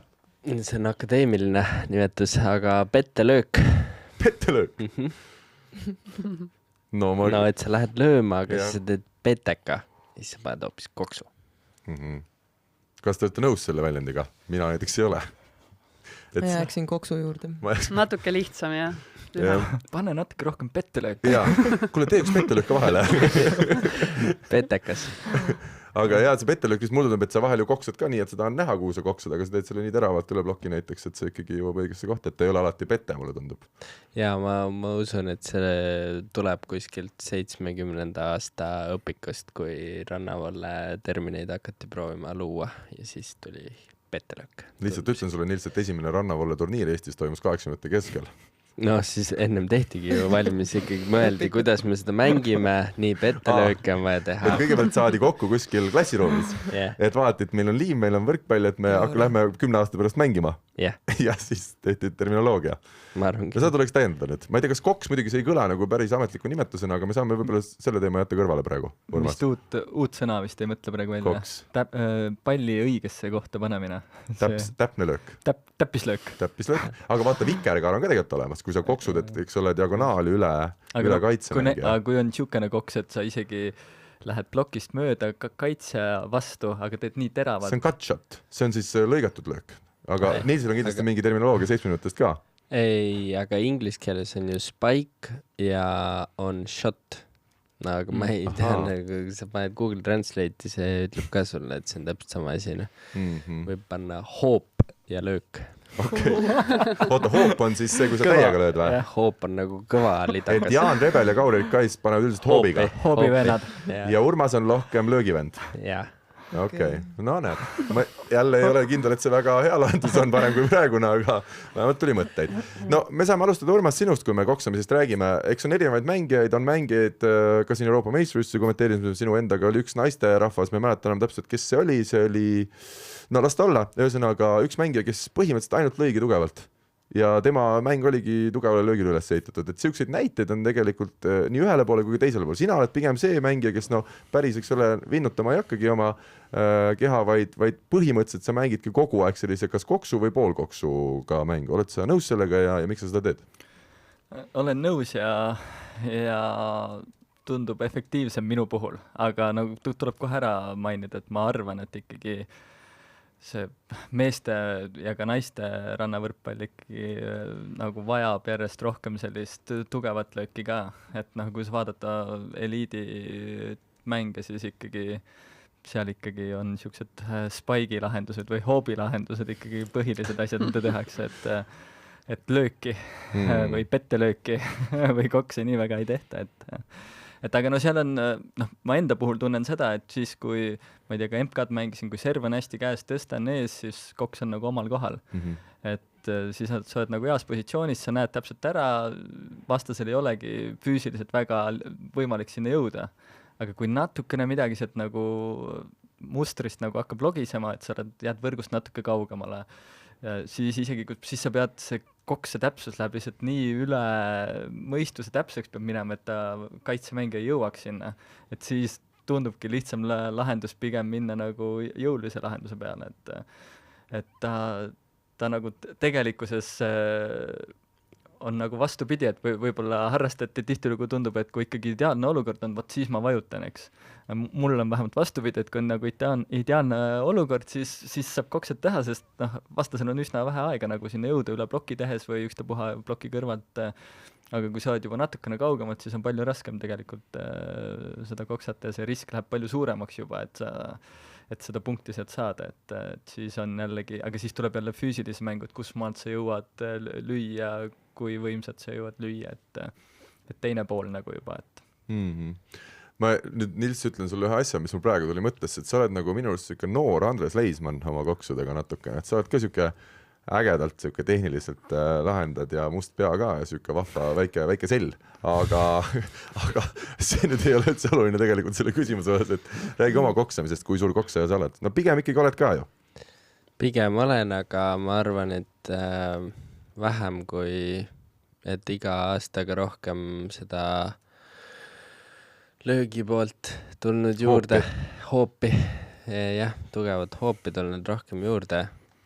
No ma arvan, et ma ütlen vahele, Nils eile õhtul 10 saatis mulle pildi, kus ta oli jõusaalis, nii et see mees on ikkagi võtnud eesmärgi. Jaa, eks ikka on eesmärk muidugi, aga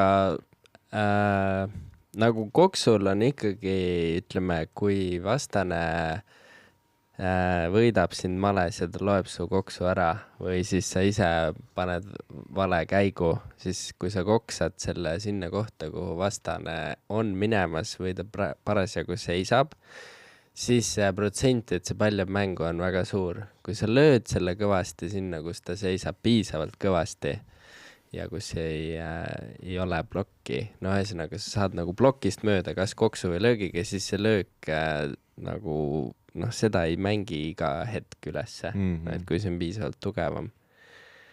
Et see on nagu, kui sa ei ole väga tark või ei ole kindel endas, et kuhu see pall panna, siis see löök on nagu lihtsam lahendus, mida võtta, mis on tõenäoliselt suurema protsendi annab sulle.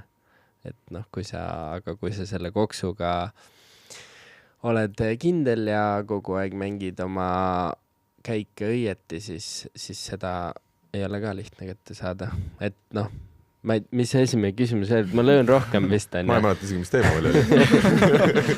Läks segaseks, aga ühesõnaga ma ikkagi üritan seda lööki juurde tuua. No mingi hetk mul oli niimoodi, et minu vastu kogu aeg võeti plokist välja.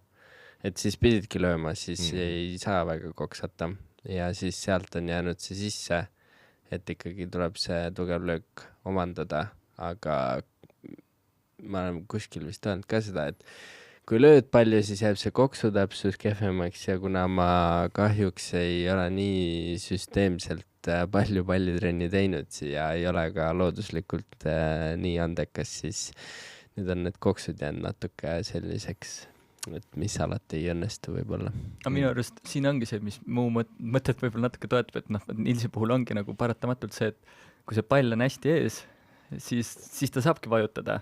Aga kui pall on väga lähedal võrgul, siis alati nagu minu arust see plokimäng ja minu arust on seda palju raskem ründajana märgata, mis plokimäng, kuidas ta viskab need käed ette, kuhu see kaitsemängija on võimeline koksule järgi minema. Et see loto läheb minu arust suuremaks seal.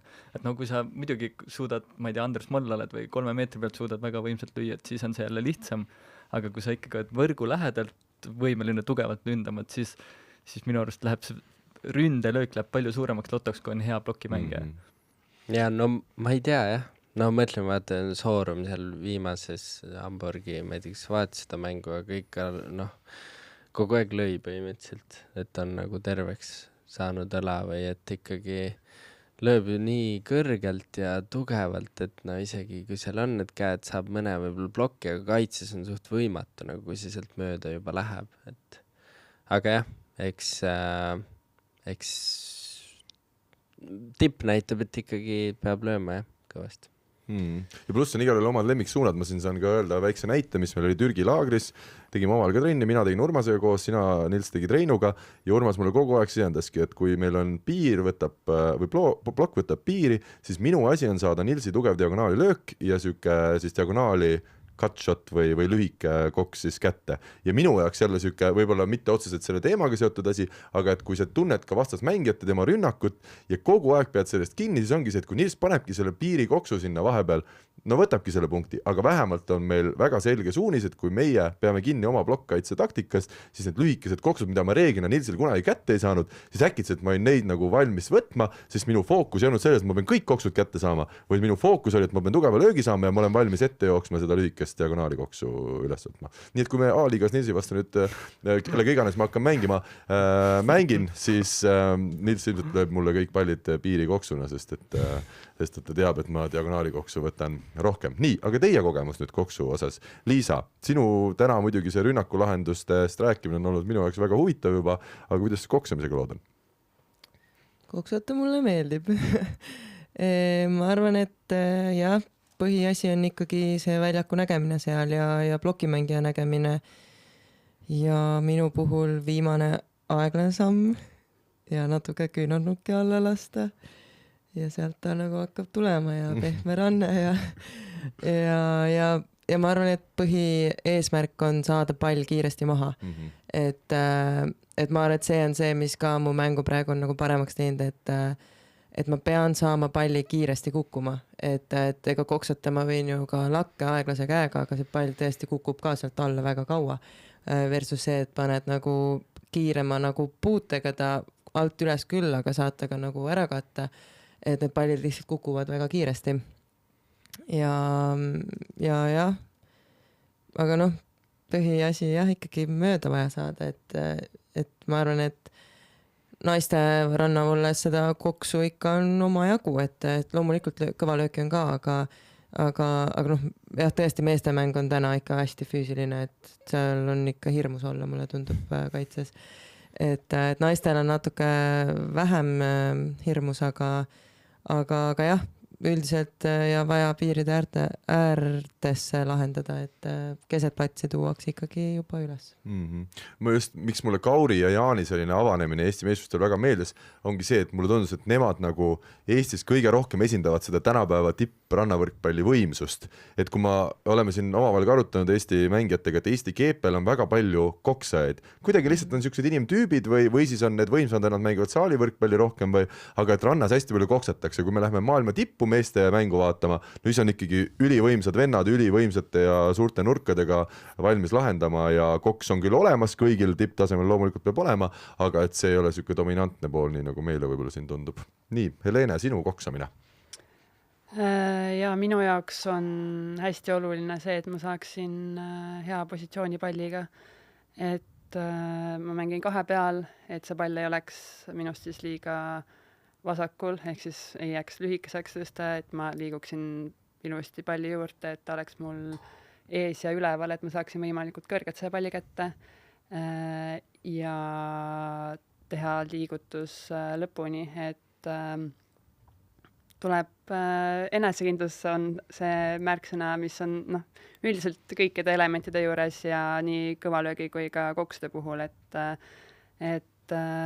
kiire käega ja lõpuni teha liigutus, et siis ta läheb pigem paremini sinna, nagu tahan. Ja ka see, et kui lühikeseks jäävad tõsta, et teha samme nagu sisse, et ma saaksin selle palli niimoodi, et võimalikult kiiresti maha ja et ta oleks mul ees, et ma näeksin väljakut paremini, kaitsemängijat, blokki, et siis teha ka vastavalt sellele olukorrale lahendada. no kuidas teie tunnete just selle valiku osas, kas tugev rünnak või koks, minu arust Urmas ka väga hästi avas seda, et kui on tegelikult ideaalne pall ees, on teinekord see koks palju parem lahendus, sest sa näed vastas väljaku pool toimuvat. Mina tunnen sama, et kui ma olen füüsiliselt nüüd läinud siin aastaga oluliselt tugevamaks, ma kerkin kõrgemale, ma tunnen, et ma näen väljakut paremini, mulle tundub, et mul on justkui jõudu ka rohkem, et ma peaks nüüd rohkem ründama, aga ma olen hoopis avastanud vastupidise, et nüüd ma hoopis olen hakanud rohkem koksama, sest mulle tundub, et mul ongi mingid olukorrad ka mul, kus on pall hästi ees ja ma näen selle kaitse ära ja isegi kui ta sinna läheb, ta ei pruugi jõuda sellele pallile reeglina järele. Kui on hästi ees, siis tõesti võib-olla mitte kõva löök ei ole see kõige parem lahendus, vaid just kiire, et sa näed ära, kus on plokk, kus on kaitse ja siis sa teedki selle, et sa ei pea enam seda kõrgust üle plokki mängima, et sa näed ära ja sa teed kiire liigutusega selle nii-öelda poolkõva löögi siis. No näed, kui ilus. Mul tundub, et me saime päris kiiresti, päris huvitava üks arutelu siin selle koksamise kohta ja lepime selle siis omavahel kõik kokku, et me ei hakka rääkima hoopidest, vaid et meil on ikkagi löök ja siis on meil olemas koks. Kuigi see võib olla grammatiliselt, ma ei tea, kui õige see koksamine on, ikka mõni mõtleb siin teisi kokse, mida saab võib-olla reede õhtul kuskilt baarist võtta, aga pole hulluga, kui mõeldakse sarnast asja. Ühesõnaga, lõpuküsimus täna kõigile, millel on hetkel teie trennis fookus? Igaüks räägib oma trennis, millel on hetkel fookus. Ma saan alustada endast, mina jooksen maratoni ja hetkel on puhkamisel selline fookus, sest viimane nädal enne maratoni peab olema hästi, hästi kergelt võtma kõiki trenne. Nils, otse jõusaalist. Jah, teen praegu jõusaali, mingi naljakas jama põlvega eile. Tegin soojendust ja siis tahtsin hakata ühte harjutust tegema, vaatasin, kas see, ma ei tea, aste, kuhu ma tahan astuda, on piisavalt kõrge, tegin nagu külje peale küki ja nüüd põlve lõi mingi tobe valu ja tegin hoopis tagareit siis terve trenni. Aga oled üsnagi jõusaali lainel? Olen ja vaatan mingi 50-inch vertical tüüpe Instagramis ja kuidas nad mingid 200 kilo tõstavad ja siis mõtlen Kaur-Erik Kaisi peale ja kütan rauda räigelt, teen raskeid asju ja Vau, Urmas.